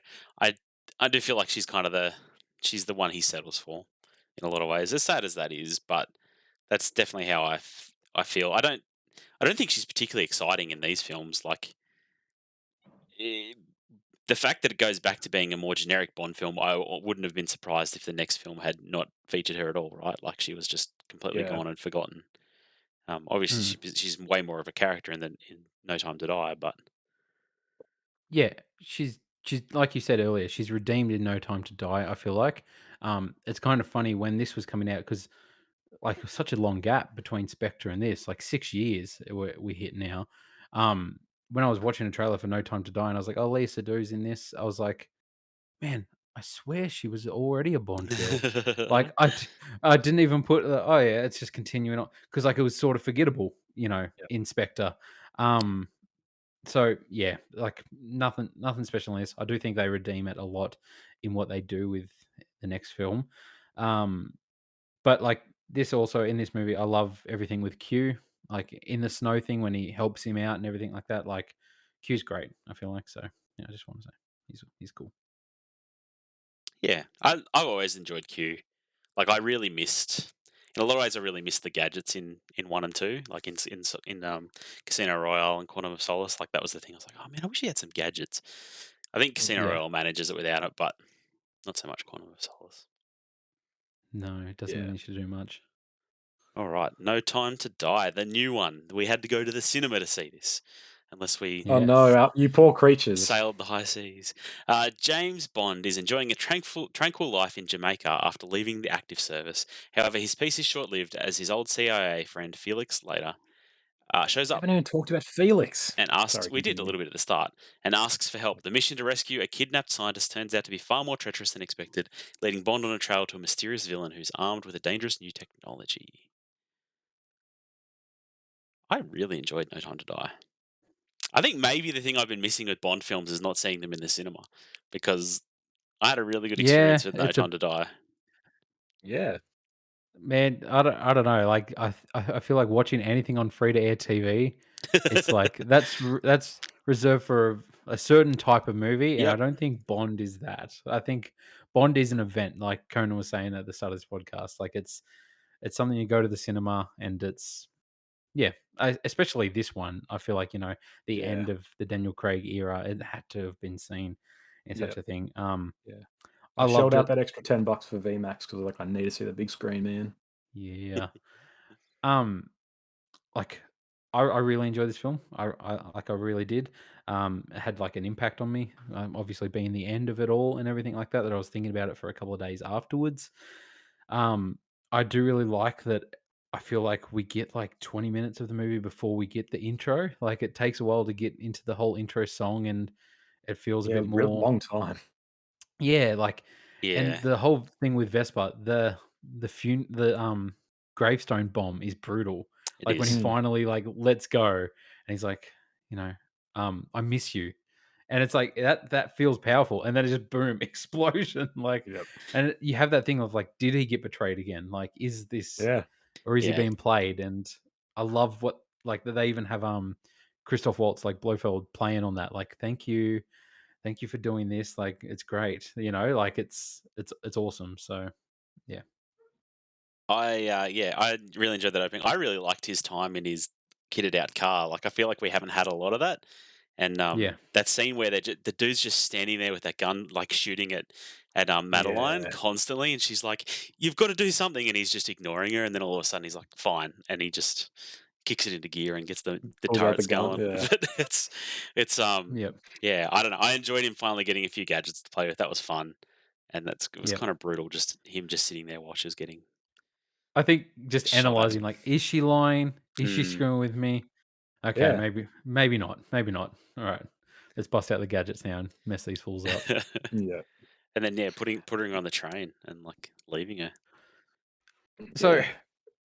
getting into the whole song and the intro, man, I don't know why it stuck with me so much. I love like just the train going and the song starts playing as the train's moving. It has the thing with the circles popping up as the first beats of the song hit. I think it's just Yeah. such a cool intro, and I really Mm. really like the song and the actual video itself. And I feel like what we all agreed on earlier, like it feels very thematic with the Yeah. movie, and I feel like it did a great job and it felt impactful. I got Yep, goosebumps watching it. Yeah. Yeah, It's a perfect song for this kind of film. Like you yeah, just see Bond betrayed again after for half an hour. Or maybe he yeah, wasn't betrayed, but you see he just can't get a chance and he's just done with life. And so yep, yeah, that song plays. I think it's interesting doing like 30 it's like I think it was 33 minutes that opening scene before the credits, which is insane. Um yeah. Yeah. But, like, so it's a really long period, and it's kinda like I think they're almost aware that there was such a big gap between this and Spectre. They're like, "Hey, this is the Spectre story sort of finishing," and then yep, the actual story starts because after the credits, it's like 5 years later, so a huge amount of time has passed. yep, So they've gotta finish up that earlier one and then go again. But yeah, I enjoyed this film as well. I think it was great to see at the cinema. I think it was really like, it's a weird film. It's really messy. It's very epic. It's got an incredibly, like, broad and kind of nonsensical story. I don't like nanobots, but we can talk about that later.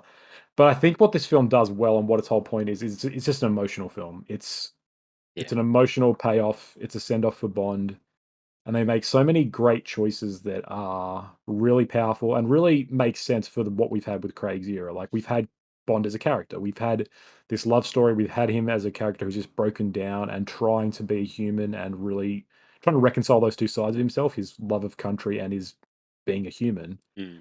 And we get, yeah, like spoiler alert, we see his kid, like we see his child, and we see him kind of come into a place where he finally has love with it's Madeline, right? Yep. Who's the Yeah. daughter? Oh, Is it like Marcy or something? Like it's very similar, the name. Yeah, that's why I keep getting confused. They're both similar French names, but Mercy. anyway, no, it's not Marcy. No. It's Mathilde. Mathilde. Mathilde. Okay. Mathilde. Mathilde. Mathilde. Mathilde. So yeah, you've got like you see his kid, and like she's got the blue eyes, and it's like, oh Yeah. crap. And then of course you have the like one of the best scenes ever in the end where he's standing on the top there. And like I think about it now, I get a bit like emotional where it just like you see the missiles Yeah, raining too. down, and it's like, holy crap, this is and we've never seen that. We've never seen a Bond die before, but we see it No. now. We see this final sort of moment. Yep. It's really tragic to think like once Safin scratches him, he can't have a future, but he makes this ultimate sacrifice. So he fulfills his destiny as Bond, and he fulfills his role as a father to his daughter. Like it's really beautiful, and I think it's that like it's almost to its credit that the film is so messy and like strangely paced, and these huge amounts of different set pieces, and the plot's kind of dumb. It's because it's all just like here's everything we love about Bond. Here's all these great moments and things we've been building up to. Yeah. Just cry it out, and say goodbye. It's a love letter, and it's really Yeah. good. That ending as the father of a new daughter, Mm. it hit me hard. Hey, like I was Yep. as soon as I realized, like, oh shit, like, like I should have realized as soon as they revealed that vial. It's like, oh well, it's kind of obvious that Bond's going to get that on him, and he's not going to be able to see you know, his love and his daughter. But it didn't hit me till it happened. I'm Easily, just like, oh, Yeah. easily like the most evil thing like a villain could do, and it's so powerful mm, when he does that to him. It's like I felt like my heart sink. I can't imagine anything worse as a father, and like it's so brutal to see him have that realization than to see like her have that realization when she's on the phone to him and stuff like that. yeah, And that Yeah. final scene, like you said, Conan, has stuck with me for a week now. That I just picture him standing on top of that thing with the bombs dropping, and it's so powerful, and it feels like the end of an era. It feels like Yeah. the end game of the Bond cinematic universe. Like, That's what I'm saying, man. This is my Avengers. and it's been 15 years since he's been Bond. This is 15 Yeah. years. It's longer than Long the time. MCU. Such a It's long longer time. than the MCU. mm, Like it Mm. really is. It's also better than the MCU, but that's Debatable. Come on. Come on. There's like 2 great movies in here. That's not get out of the control. they're better than every Marvel film Um, anyway. but anyway, sort of touching on what you said about like it's a messy film. It's going through my notes. I'm like, oh, that's right. Like this feels like a couple of different movies all here. Like, Mm. yeah, Mm. I'll just touch on like the very start of the movie. I love like the classic intro of the white dots with him walking on shooting, but no blood dropping this time. It like fades. He fades off into white, like always. The blood drops when he shoots the yeah, screen. Yeah. And then we go to that scene of Safin and Madeline when she was a kid, and he's So got that good. creepy mask, that creepy ass mask, yep, Mm. which really confused me because obviously in the lead up to this movie, the whole promo was this is the villain, like this Yep. is Rami Malek, and I was like, okay, but wait, this is when she was a kid, but that's Rami Malek's character, and the age thing really confused me there, where I was like, Yeah. he seems old already, It's a and she's plot. It's only a yeah. It like plot doesn't hole. 10 really. years older Yep. than her. It feels weird because I was like, okay, maybe this is Rami Malek's dad, and he's got the same skin condition as him. I don't know what's going on. Great visuals though. Like I loved the mask, with it being like him showing up at the window, scary as like Yep. in a Yeah. winter coat, him limping, coming through the house, slowly just walking down the hallway, finding her, um, getting shot off the balcony, going out to the Yep. ice, him looking down at her, shooting through everything's cool about it. Yeah. It's Like interesting that I expected him to have the mask again later, like as like the classic villain thing, but it doesn't need that. Um, mm. it's just yeah, I enjoyed that. But touching on the whole messy thing again, just like the whole thing with all the Spectre people being poisoned. And we get the introduction of that female agent that helps them in that one Anna de area. Armas. Anna de And Armas. she is awesome. She The stole best. the show of this movie. Like, I wanted Yeah. to talk about her because she was so good. In Yeah. one scene. She's in one Yes. scene. Yes. Yep. Oh, I, And I wanted her she's back. I was amazing. yeah, like, I'm when like, is she coming back? can She she was be the awesome. next Bond? Because this is freaking Yeah. awesome. Like, give me more of this. I don't know, Yep. there's just an innocence to her, but she's just so Oh, badass as well. Like, yeah, it's awesome. Yep. Yep. yeah. Like She's yeah. badass, and I just love the like she seems like naive, you know, like super bubbly and like, oh come in, and like when he tries flirting with her, and she's just like, oh no, no, no, no, no, no, not that, no, Oh, and then but she's just playful and just a badass when it comes to the actual fight scenes, and she does um fly kicks in a dress and heels. Like, Yeah. who can do that? Yep. yeah, Oh, that's the thing, a strong female character in Bond, like what? Not yeah, just a damsel in we had that in Eva distress. Green. We already had that in Vesper. Let's not go crazy. Yeah, okay. But yeah, no, I thought it was great. I thought the whole thing of all the Spectre agents just dying in around James while Yeah. Blofeld's again, Blofeld just failing miserably at being a villain. Like, Yeah. my master, oh shit, all my agents are dead. Yep. And I'm watching it through my robotic eyeball. Weird stuff, but still. Yeah. Um yeah, I I don't mean, that know. goes But goes back to the whole nanobots thing, right? Like, there's a bit of a leap of nano technology machines. here that doesn't make much sense. Yeah, how do you guys feel Yeah. about nanobots? Are you fans? No, I I used to love the idea of them, but I hate them, and like, MCU's gone really into like their nano armor as well, and I hate that Yeah, because I hate it it comes out so of much. nowhere. It has no like mechanical footing or anything. It just makes no sense. And like, Takes away nanobots are the the same impact. thing. It's just like, this can be anything we want it to be. Is it permanent forever? Yes. Like, can Hmm. it target specific people? Yes. And it's like, like, I don't Yeah, know. it's There's just magic. It's the magic of the real world, right? yeah, It's like, you want to throw fireballs. Well, there's nanobot fireballs we yeah. can do. It's just I like, mean, yeah, if it's a you've ever cheap played one. Metal Gear Solid 4 or anything like that, you know it's just all nano machines. So it's Yeah. it's how they explain away everything is nano machines.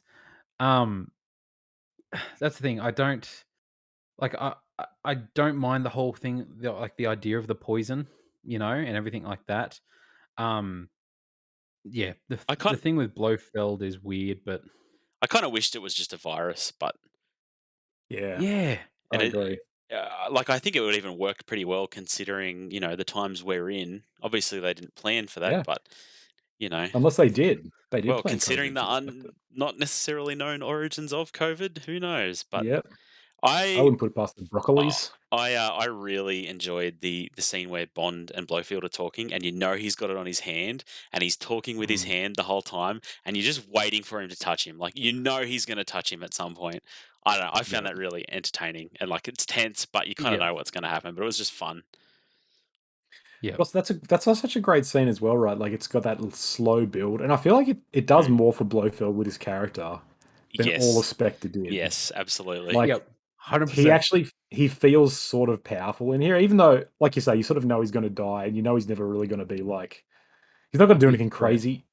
It's just like, Cary Joji Fukunaga is such a great filmmaker, and I think he brings a level of competence to this that is different from everyone else, and rivals even like Sam Mendes in a lot of ways. There's just so many beautiful shots, like that choice. It says so much. Just this slow, tense zoom. It feels a bit like a horror film. Mm. So cool. I know Blofeld now. Thank you. Whereas I just saw a movie for 2 hours where Blofeld is just like in the shadows or some crap. I don't know.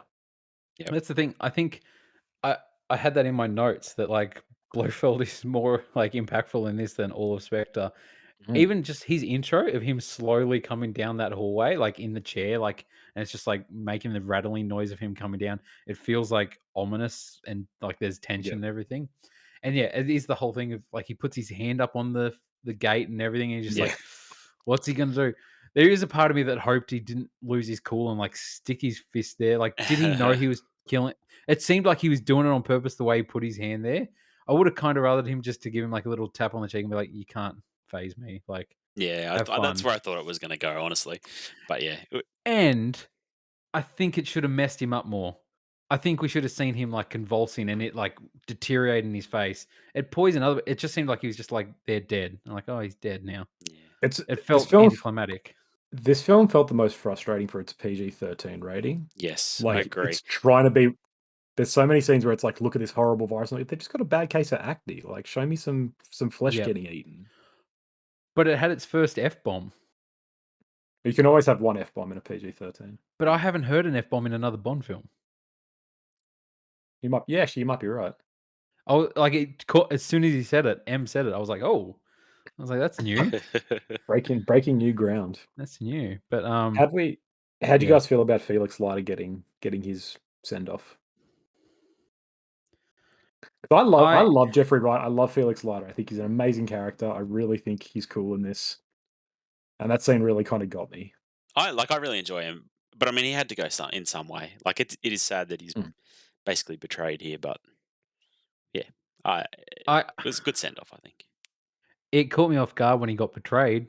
mm. Yeah, Like I was at the start where they introduced the new American agent. I'm like, oh, this is hilarious. Like this dude's like, useless. he's almost like he's a fanboy of Bond though too. He's Yeah. like you know how they're selling Bond on the idea, and he's just like, yeah, and that's what's gonna when you come in, and he's like super enthusiastic about it.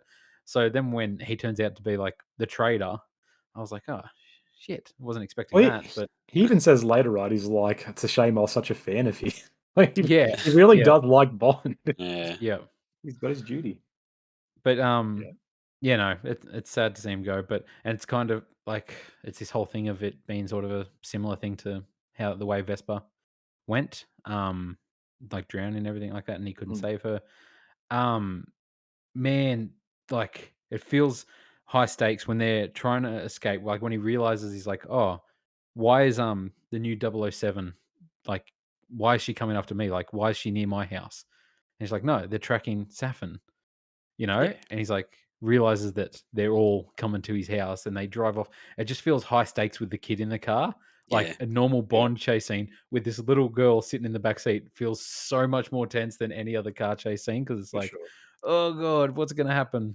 I enjoyed like He's not. He's, the off road nature of it too. Like I feel like we're really used to seeing Bond in his or whatever it is, his Rolls Royce or whatever. Like we're used to Yeah, seeing him driving a certain kind of car, and we now he's in this family Range Rover, like yeah, driving through rivers and stuff. It kind of annoyed me how like there's just an unlimited supply of guys on motorbikes, and now we're in the yeah. Ewok forest. Like I don't know, it got a little too much, but but that scene's so good in the forest where it's like all foggy and it oh, is He even cool. puts the It is cool. cable I tie can't around the trees But just to like. it felt very like Planet of the like forest Oh movie of yeah, yeah. Endor. like there's a lot of clear like yeah, this is sort of an homage to this and this is a reference to that. But man, it's powerful. Mm. Um, How did you yeah, guys and feel about Nomi overall? The new 007. So uh, I think I she's mean, great. I think she was sassy. I think I she like just her. just the right amount of sex appeal. I like it. The other agent was more entertaining, I feel like. But I like their dynamic of them fighting over who's 007 and all Yeah, this and her replacing him and everything like that. But yeah, um I just want to quickly touch on just like the finale again. Just like yeah, I thought it was brutal. I loved it. Um while I don't know if Safin is such a great villain or anything like that, I think that final act is really evil what he does and like sort of cements like he sort of gets this big victory over Bond in that way and like mm. it's sort of poetic and stuff. But yeah, just heartbreaking finale. It stuck with me for a week and I can't get over it. So um I, I mean, I think the final act in a lot of ways is actually kind of weak until that like the actual resolution of it. Like there's a lot of yeah, sort of exploring the facility and like we got to stop him and do this and just like it's drawn I don't, out. yeah, like this film's very long. It doesn't need to be 2 hours and 40 minutes. Yeah. I was Um, trying to think what you would cut though, but I guess just every scene needs to be shortened, right? Like I don't think there's any big scene yeah, you can cut. But you're right. no, yeah, There's a lot of busy work of like being spies in a facility. yeah, But then, and I think go ahead. yeah, yeah. I was just it's kind of like it's not that interesting until we finally see that scratch, and then it's like oh, and then everything from there, like the final Yeah. 20 minutes is beautiful, and it's worth the build up. Um, Um Speaking of tech and gadgets, what did we think of the magnets?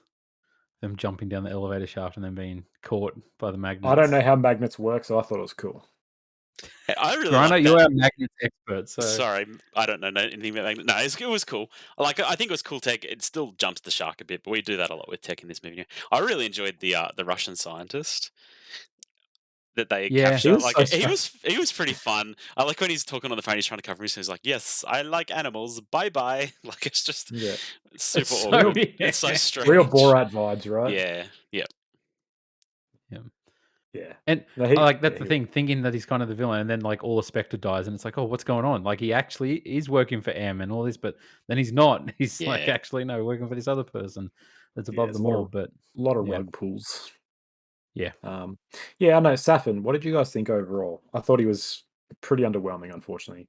Had a really cool introduction, yes, and there's sort of his, when he takes Matilde and sort of like is holding her, and like he's really creepy with his presence. But overall, Yep. I thought he was a bit meh. I felt like he's like I kind of liked his like, oh, I've got this poison garden, but then they do nothing with it really. Like Yeah, that whole garden is completely pointless. Like I feel like they could have done a bit more with him and yeah. like that side of him. But like It's getting the whole thing I of really waste like Rami potential again. Malek, and he is really creepy. You're Hmm. right. He's got the look of the bulbous eyes. He just watches you. Yeah, Just feel like uncomfortable. he plays it super creepy. Yeah, Mm. The whole thing, everything with Matilda that he does, it's just like it's unsettling, and you want her away from him. And yeah, like with the finale, douchebag move, but he's yeah, kind of underwhelming overall as a villain. How do you feel about his name, Lucifer Safin, which roughly translated means Lucifer Satan? it's Oh, a bit on the nose, isn't symbolism. When I heard them say his name's Lucifer, I'm like, holy crap, guys. Like, it? I mean, this is the series that has pussy galore and stuff, so it's not too new. But I was like, yeah, it's not subtle. Yeah, we didn't get any of Yeah. those kind of names, did we? Xenia on top. Ah, No, mm, no. amazing. Yeah. No. Did you Also, guys? I just thought it was So funny. Q's line about nanobots just aren't just for Christmas. I thought that was funny. they're Yeah, forever. it's fun. It Yeah. was very convenient that they're forever. How do they power themselves, huh? Didn't make any Yeah. sense. The blood. A wizard did it. All right. Anything else to say about No Time to Die? I need Farewell, to see it Daniel. in time. Yeah, I wouldn't. I would be keen to see it again. I That ending though, that ending just hit me like a ton of bricks. Holy dolly! mm, Yeah, I All went right. home and I held my baby girl. Yeah. yeah. Do you want to rank the villains, or have we done that? Okay, Let's now just go. this Worst is oil guy, oil right? dude. Yep, Dominic Green. Yep, And terrible. then yep. Blowfield, Yep. Yes, and then then it's got. I think it's got to be Rami Malek, right? Lucifer, Yep. yes. Lucifer, Safin. Satan, and then I think I would go Mads, then Mads, and then Javier Bardem. Javier Bardem. Yeah. I love Mads, but I Yeah, just think Javier Bardem just brings this so fascinating. yeah. Yeah. He's So a yeah, good one. that's my list. Nailed it. Yeah. Yeah. I think we all agree. Nice.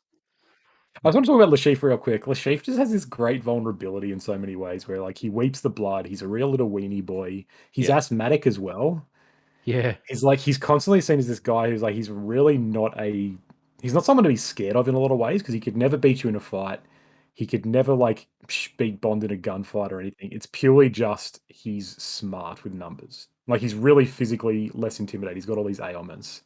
yeah, And Yeah. so but then when he has the power so he can torture Bond. It's a really cool he's really interesting in that way. Like he's super scary, but he's not scary as well.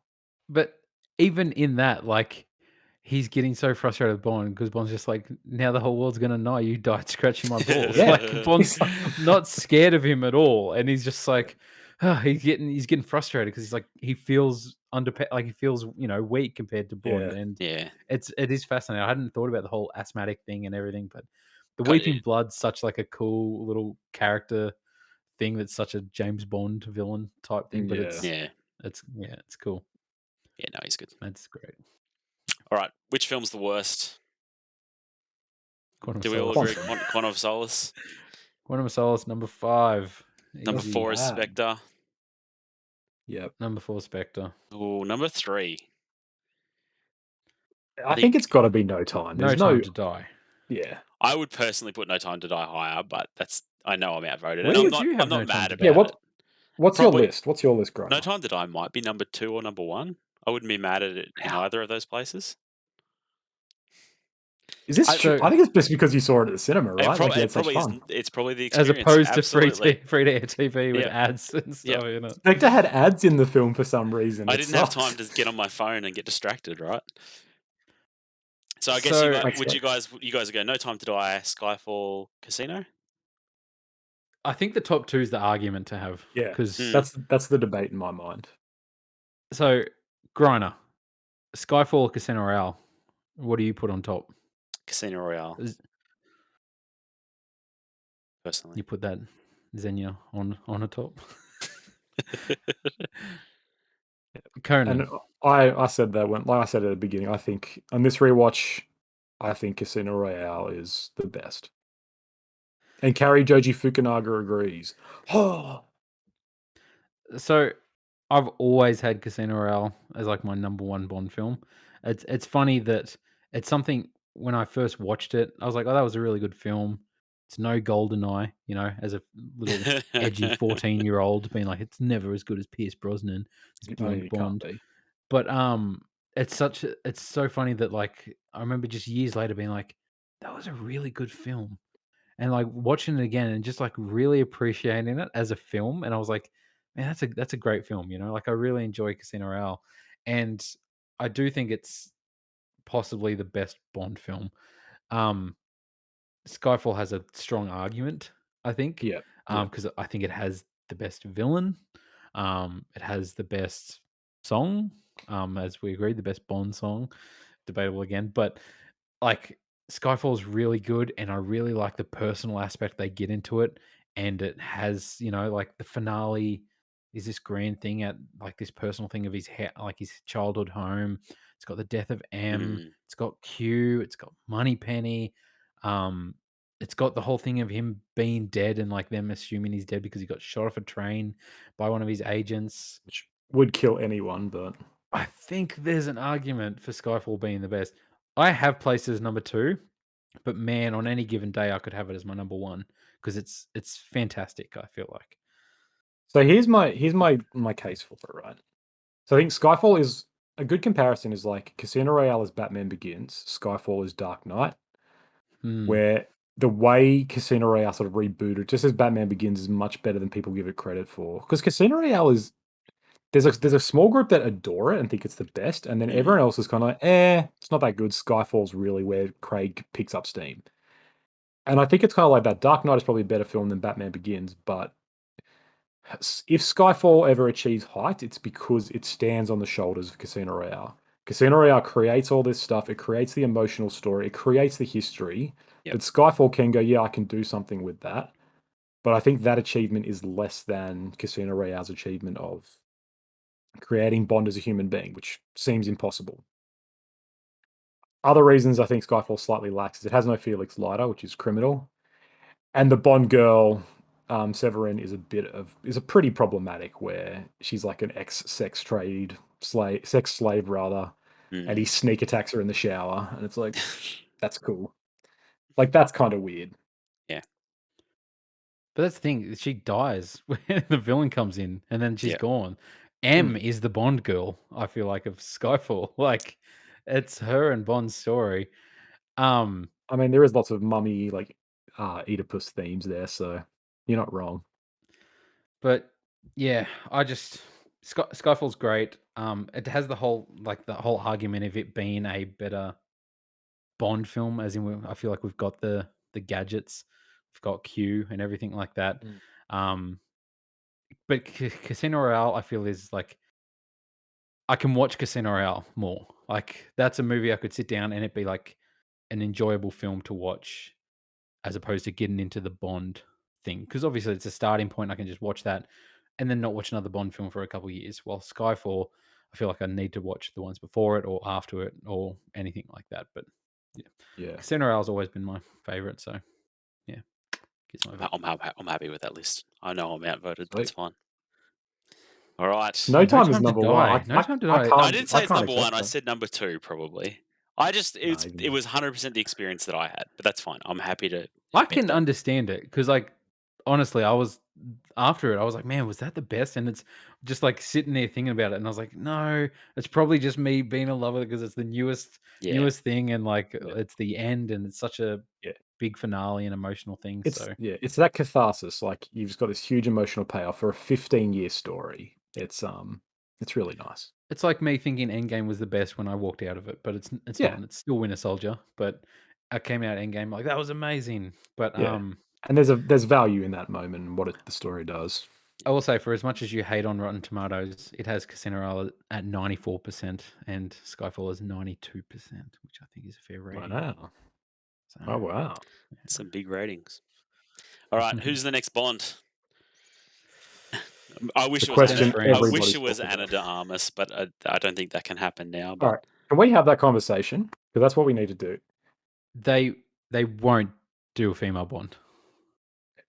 All right. I'm gonna get us cancelled here. Nor should they. Nor should they. Starters, James Bond is a man. You can't have James Bond and it's like a girl. You could have Jane Bond, but that's an entirely different character. I think the idea of replacing James Bond with a female is a really silly thing. I don't think they'll do it, and I think that's a good thing. I want to get that out. I think it's important to actually say. Like, here's the thing. Obviously, there's conversations. People are like, there shouldn't be a black Bond. That's silly because I think Idris Elba's probably the best candidate, and I I think would he'd be agree. Yep. amazing in the role. Yep. Nah, he's way Um, too old. when I it think you comes to can the have an older Bond. conversation when it comes to the conversation of a female Bond, I do agree with you, Conan. I Mm, don't see the point. Create a strong female character like that's an yeah, agent. Hell, do a spin-off of her character in this one, the agent. I keep forgetting her name, but the agent that we all loved in this Anna de one. Armas. She is doing like a John Wick spin-off, so she is kind of getting yeah. that You know, action character. then that's that. But James Bond is this character, and that's what James Right. Bond is. And Okay, so let's tap into that though, because I think that actually proves why you can't do that. Because James Bond is this unique package. James Bond is, and if they cast Idris Elba, I think that'd be great. But I think it's fair even to be like James Bond is a white guy, and the reason for that is not any sort of like, oh, it's a white superiorness or any nonsense like that. The idea is like Bond is a suave, old-fashioned white English gentleman. He's tall, dark, and handsome. He goes drinking. He gets in fights. He has gadgets. Like there's all these elements that make a Bond film. mm, And I think as soon as you change those elements, it ceases to be a Bond film. It becomes something different. And part of the thing is like that's why Quantum of Solace falls apart, is because it strips these elements away. And so if you have someone like Anna Darmus, who again is the best part of No Time to Die, yeah, if you have her as like this is a James Bond story with her, it's like it's not a James Bond story though. It's a British spy adventure with her. Like John Wick is defined by the action itself. James Bond is defined by these elements. And I think the when you strip character, that away, yeah, yeah, the character and all that's wrapped up in like conservative Englishness. So the Broccolis are really conservative with this, and that's why they've like all these films are obsessed with that conservatism. You know, like how does like Skyfall is all about how great England is and like failing empire, but also holding on to what is important about the empire. And so they're all very much like old English nobility in this way. And I think as soon as you start to really be like, well, if you know we've now got a female Bond, is that's like, well, that's a different character altogether, and that loses the essence of it. And I think even to the point of if we had like a black Bond, like, would you guys think it's weird if we had a black Bond and they never mention his blackness? Or do you think that would be do you think it should never it would just be like, he's a black Bond, there's no comment about it at all? I think it's fine for him to be black, and I don't think it needs to be mentioned. So you don't think that like that's not making the statement though? Because if they cast him as a black actor, they're like, look, we're progressing. We've seen that we don't have to just be conservative white men anymore. We can have a black Bond. but But then then to never make a point about that, isn't that almost like not but then talking about the point they're I, making? I think no, that's I disagree. I think that's That's exactly how. progressing. Yeah, I think that's Let's not exactly make how a big deal things out of it. Yeah, things sorry. like race and sexuality should be handled. You just this character is this, and that's it. That this is how they act. They have motivations that are based on that, perhaps, but that's it. Like it's not. We don't need to make a song and dance about it. Yeah. If the next Bond is gay, like it doesn't need to be like he just hits on a man at a bar. It doesn't need to be. He doesn't need to be introduced as homosexual in the opening scene or anything like that. Like I'm not saying they're going to do that, but I'm just saying in anything where you're going to represent you're gonna flip it, where you're gonna represent someone who was a minority before, who wasn't ever cast in these roles. I I think you just put them in I and mean, you let them be who they are. I feel like if you address it, then you get to the point of like showing that you're doing it to be progressive and it coming across cringe. Yeah. Like, you don't want you don't want him to show up and be like, I don't drink martinis, but I'll have my coffee black. Like you don't want that stuff. No, no one It's should ever do that. I don't think, like, I don't know. I don't think it's right to say, "Oh, Idris Elba can't be like a suave, gentleman." Like, because he can. He yeah, absolutely can. No, he can. Like Idris Elba's fantastic, but I just think it changes the fundamental essence of the character, who is this conservative old like Englishness, like white Englishness. It's like But even it when doesn't. Daniel Craig was cast, he was like, he's a blonde guy. You can't have a blonde guy, and then we obviously I saw that know was no big people deal. went on about a blonde, But blue-eyed there is this sense Bond. of like he is this representative of this old England for good and for bad. Like it's not entirely like this is great. Like all these Craig films are actively saying what England stands for in a lot of ways is not good, and like their past is really really problematic. Mm. But it's also the character is sort of built upon that. And again, I'm not gonna like if they cast like the other one who's big is Riz Ahmed or who's the guy from Slumdog Millionaire? He's in The Green Knight and Dev Patel. yeah. So they're two of sort of the ones that look interesting. If they cast him as Bond, I'm not going to be like this is heresy. You can't do that. But I do think it's just not. It's an unnecessary and like it goes against the nature of the character. I don't like them picks. I don't see them as Bond. Idris Elba, I can 100% see as Bond. He's 50 years old. I He's too old, guess. We've had guys. old Well, Bonds okay. before, Like though. what? Get But ready not for this my old. pick. Get ready for my pick. Like the only one I who's old now is think Daniel Craig, and Pierce Brosnan should be get grey haired goatee. Pierce Brosnan come back as old Bond. it was originally they were going to have a cameo with Pierce Brosnan in one of the Craig films, and they were going to confirm the whole James Bond is like an identity you take on, not a person. But Mm. that They obviously got should have. shelved when Skyfall happened. So okay. So cast Bond then. Grana. Oh, Who's your pick? I don't. I honestly would be amazed if they do another white man. Honestly, I don't think it'll happen. Not in today's day and You don't age. think so? No, I don't I think so. think it will. I don't think so. The Uh, broccolis they know what they want. Idris Elba was my choice. Yeah.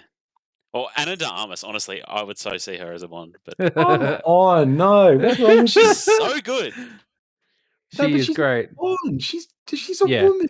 She's not Because James here's the Bond. thing. Okay, let's get into it because I had this discussion with my wife. Like, what are the possibilities? I think that character inspired it because she was great in No Time to Die.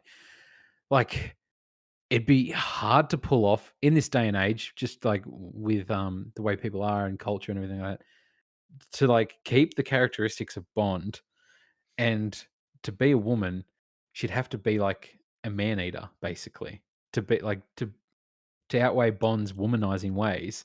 And I don't think it'd be hard to pull that off It would. without people calling her names or, you know, taking it the wrong way. Because But obviously, some things are accepted for yeah. men and not women in today's culture. But But I think Daniel Craig has already moved us away from that in a lot of ways. Like, yeah, he still kind of. has a woman in every movie, but it doesn't feel the same because like he's obviously got, like, he has this relationship with Vespa, and that obviously haunts him throughout the whole thing. Like, he does feel like he wants a woman and doesn't want to have a new woman in every Yeah. town he goes to. But I mean, Spectre, he has two. He has Monica Bellucci. Yeah, I know. Um, but I get it because like the fifth one obviously is just this woman and his child. Like it's Yeah, but not even that because like when they split up, he's with some other, he's hooking up with other chicks and stuff like that. So it's still Bond being this like person. But Conan, who do you pick? Who do you cast as Bond?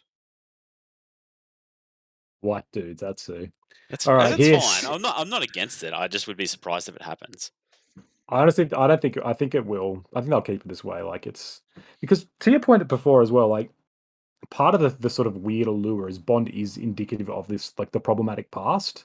Like he is the empirical power. He is kind of like all the worst parts that were like because he just like he uses women. He's violent. He's a chronic alcoholic. He's a gambler. Like he's not a good character. but there's something just like about the escapism of him. There's like he kind of does all these things that would probably be fun that you don't want to do. He travels the world and like just kills bad guys, and then is also like empty. Like that's really part of who it is. But I feel like I don't think. that view has only changed since Pierce Brosnan's time. Like during Pierce Brosnan's time, the womanizing international man of mystery, who's a white dude who just goes around and solves all of the world's problems because he's a white dude, was fine. Like that was accepted during Pierce Brosnan's age, and I think Mm. it's since Daniel Craig has been in the role that's less accepted. Oh, it's less accepted, but the films are also like he is still those things, and they're But actually I being think the like, no, next but one this, won't be those things. but like people are going to see these movies. It's not like we need to change Bond. People aren't like this is bad. They're like, look, it's kind of an interesting reflection of just British history in itself.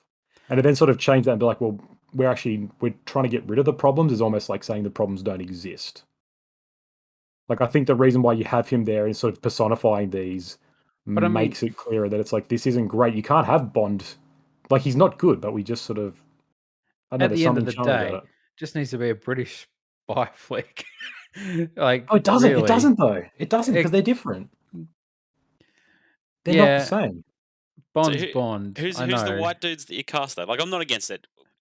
If you Mm. think you know more about this stuff than me, so you're probably right. But Listen to controversial Griner over here. I'm not against a white James Bond. I dare you. So Current. again, if they cast a person of color, I wouldn't be like I would still go there as soon as I can. I'd still be super keen. I just think Idris Elba's too old. He's 48. He was a good cast 10 years ago when they were talking about replacing Bond. Yeah. 'Cause Craig was 38 when he took over. Mm. So I think he will be over 50 when he takes over. He'll be wrong. In my mind, someone I would be curious about is Christian Bale, and the reason why Isn't he old too? Oh, is what? is purely because we've had an Irish Bond, a Scottish Bond, and an English Bond. I want a Welsh Bond. I want to have the whole Commonwealth, and so he would fit that. Otherwise, you'd have Henry Cavill or Tom Hardy, are the two best ones. Wow, you're back in the Tom Hardy thing. Obviously, he's heavily like the front runner, Mm, apparently, like according to sources and rumors or whatever. He seems to be one of the top contenders. yeah, Henry Cavill, I forgot he because he's actually British, isn't he? yeah. So like, yeah, he pulls that off as well. I could see him. Tom Like Hardy, I Can don't like. can you do a Henry classic James Cavill is Bond already that quote in in a Bane voice for us, Luke? shaken, not stirred. see, Um, I'm in there. I'm in. I'm See, compelled.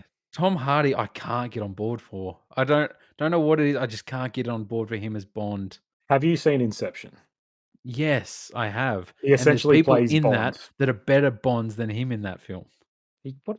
What? He Joseph plays the Gordon-Levitt and coolest British. Leo, No, Leo. better Ugh, Bonds. no, no. Um, who was the other person you said?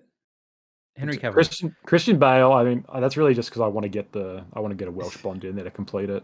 I don't think he's right. Henry Cavill just really has the look, and he's got the youthfulness, and like he almost seems to Yeah, tick every single box. I feel like he's been in 2 spy movies now, hasn't he? Mission Impossible and like The Man from Man U.N.C.L.E. for or Uncle. So whatever. he can do it. Like he's got the potential. Yeah, And Tom Hardy, like same way that Daniel Craig brought a real like actual actingness to it. Like he's a really good actor, and he sort of had a like he's a classically trained British actor, so he sort of brought a certain prestige to this era. I think Tom Hardy would elevate it again man. because he's All just right, something else. I've got some interesting picks. So, number 1, Robert Pattinson. He's not British. He After watching Tenet, I was like, he could be Bond. I really liked him Yeah, in he's that. he's he's American, right? Because you're not going to have an American Bond. That's just Is he? Is he American? I didn't think he was. I'm British. like Oh, 99% maybe he's sure he is. not. I Only thought because he Let me no, brought check. a hint of a British accent, unless he just played a because British person someone. in Tenet. I mean, people can do that. Christian Bale plays What? Americans quite a lot, funnily enough. Batman's Oh, American? he was And born someone in can. London. Robert Pattinson was Oh born in crap! London. Dude! I'm there with you now, Luke. Sorry. Yes. Mm, no, I'm all on the R-Pats train. oh, The that's only no. problem is that he's now Batman, and I feel like it's too much to have him as Batman and Bond. Mm. Yeah, But after watching Tenet, like Tenet for all its problems, I really liked his character in that. And I was like, I could see him as Bond, and he's a great actor. Um, I think he's, he's handsome, he's smart, like can be suave, and I feel like he can pull it off. Did you watch Twilight? Man, chemistry off the wahoots with women, Yep. you know? Yep. um, That's right. so he's my Who else? first pick, honestly. Um, this is a joke pick, but Benedict Cumberbatch. Awful. Just awful. um, Christopher Pratt. but Chris Pratt, yeah, Chris Pratt, Chris Pratt is Bond. Yep. He's Bond and also the villain in the same film. Yes. Yep. And I don't know. Like there was that article I sent you guys earlier with The Rock. Mm. Please, Piss off, no, Dwayne Johnson. Piss off. no. Um, like Wow. I don't Again, know, he's man. American. Not gonna happen. No, he's Samoan. Um, I think Robert Pattinson for me. I'm just going to stick with that vote. That's who I would see as that. Idris Elba, I think, yeah, I agree. 10 years ago is perfect. I could Yep. even buy it now. It's just a shame, like Bond films do take years apart. So literally, we'd have one Bond film, and by the second one coming out, he'd be 60. It's like I know we've had old Bonds before, and that was great too, but I don't know. Yeah. It's yeah. I'd No. but give me some Like Robert Pattinson as Bond. all of Daniel Craig's films have kind of been about how he's getting old. Like Skyfall, Spectre, No Time are like this guy's too old, and it's the end of this character. Which is so I funny. think It's we like need. 3 films after he's the new 008. I Like, know dude. it's a big like it very quickly changes. I think Yeah. we need a younger Bond though. I think if we go back like he's another older Bond, it would just feel too much the same. We need someone younger. What do you think about Richard Yeah. Madden, Rob Stark? Does he Yes. have the gravitas? I don't know. I don't know. How was he in Eternals, Luke? Yes. So, I'd always heard his name thrown around for that. After watching Eternals, like, he's the leading man in that movie, and, like, I loved Rob Stark as well, one of my favorite characters from Game of Thrones. Of course. Um, I'd be interested to see how he went with that. I know he's been in movies like, is it something about Bodyguard, or he was in a He TV was show, in a the British TV show. miniseries, Yeah. yeah. Yeah, like Bodyguard. where he's playing sort of like an agent. I don't know what he was like in that. And this is the thing, he's fine in that, but he is not like he's not that charismatic. He doesn't carry it. Like he's really that's I lacking. I did like him in Eternals. I could see him as Bond, and I'd be happy with that. Like he's young, you'd have man, you could get a good 20 years out of him making Bond films. Yeah, you have to at the Milk rate him. they're going now. What Milk him about like a cow. Cillian Murphy? Doesn't have the look. Doesn't have the Don't look, reckon. but man, I really like Cillian Yeah, Murphy. so do He's a Oh, I. great amazing actor, but yeah.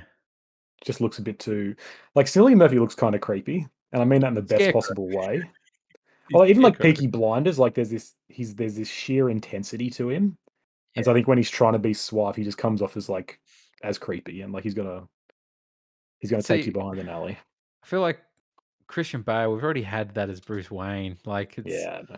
But he's yeah. Welsh. Why aren't you guys seeing the Welshness of it all? What about Nikolaj Coster-Waldau? I'm just going that's Game of It's Thrones. Jamie Jamie Lannister. Lannister. Yeah. We're I not l sure, I No, man. like him I as don't an think he has the actor. look actually either. I don't He's think too he can be blonde. Bond. No. And he's The too other old one too. I feel like he's getting there yeah. too. The other ones that have been thrown around a bit, Daniel Kaluuya, he could like he's sort of got that young like the youth and he's a real sort of movie star at the Is that the moment. guy from Get Or Out? yep. I don't like that pick for Bond. I saw him on a I list the other day. I just don't like that mm, pick for Bond. I agree. He looks a bit too young. But and then you got like Chiwetel Ejiofor, but he's too old. And John Boyega, I think, is a terrible choice as well. Yeah. Yeah. Mm. So Grana, who's Um, your pick? Oh, I didn't really have a. I was like, I'm on the Idris Elba train, and I like the Robert Pattinson suggestion too. yeah. I must say, there's something Fair about enough. that appeals to me. But I haven't seen Arpats like on any of the lists I sort of glanced at.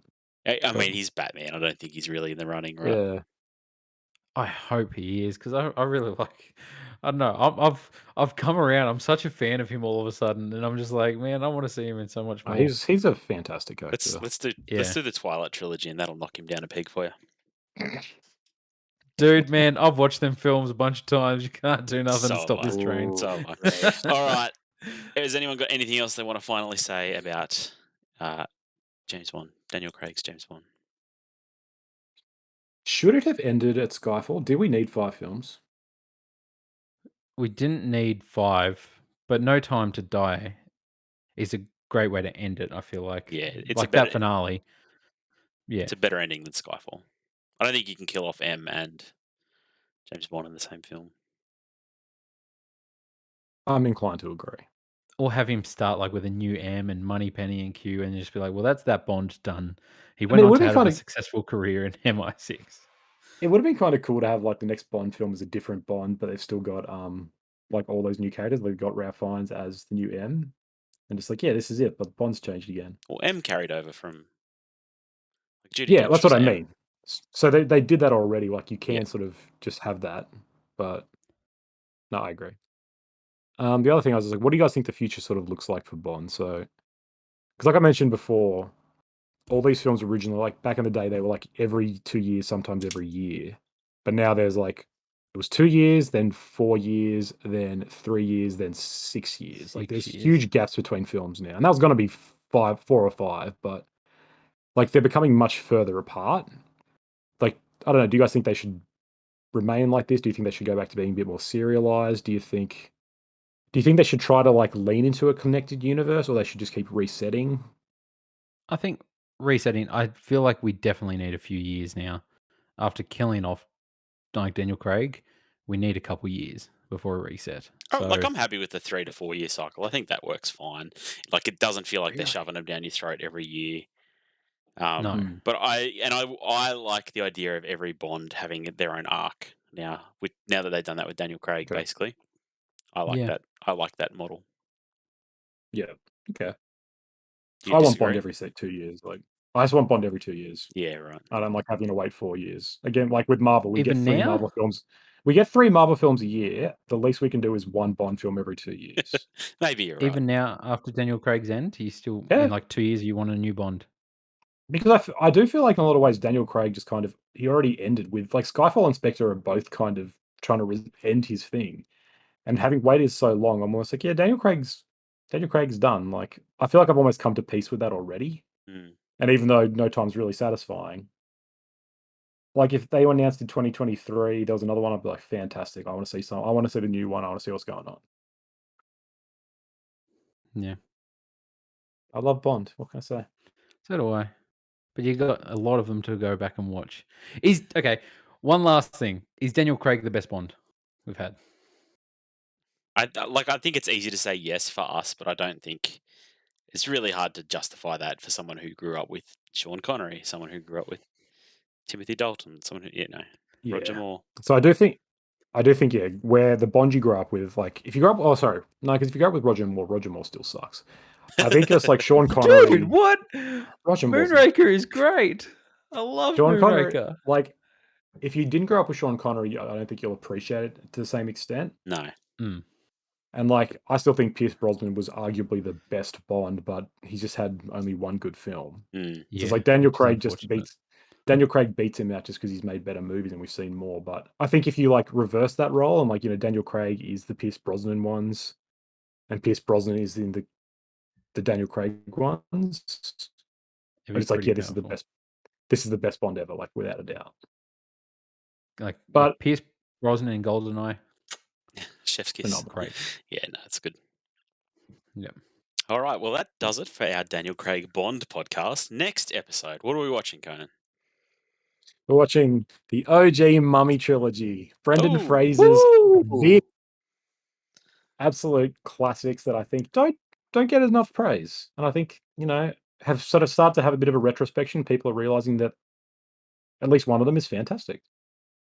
I feel like there's been this whole thing recently as well, especially in regards to Brendan Fraser. People are like starting to respect and be like, man, we really should have appreciated him more mm, and Yep. like had him do more things. Which I feel as well because he seems like an awesome bloke. Yep. And I I haven't really seen much of his stuff because I've never seen any of the Mummy movies. So I am very Oh, interested in watching these. you're in for Wow. a treat. Then they're great. My wife will be very I happy we're doing this I trilogy. have watched The Scorpion King Good, with The Doesn't count. Rock. good. So, Okay, your expectations yeah. are set low. You'll enjoy these Yeah. movies even more. But yeah, no. So Don't I'm blame. keen because I've always wanted to watch them. All Yeah, right. I'm excited. Cool. Well, thank you for listening to The Good, the Bad, and the Worst. Conan, you have a book out, The Taste of Iron. It's I good. do. It's I on don't have a copy Amazon. to. Pick it up. There you go. There's Yep. Luke's paperback. Beautiful. If you enjoy this podcast, you might like our gaming podcast bonus XP. It's on YouTube and your favorite podcast app. You can find The Good, the Bad, and the Worst on social media at Good, Bad, Worst. Please tell your friends, lovers, quartermasters about us. Rate us on iTunes. Like our social media. It helps us a lot. And we'll catch you next time. The name's Bond. James Bond. That's Bane. James Bond.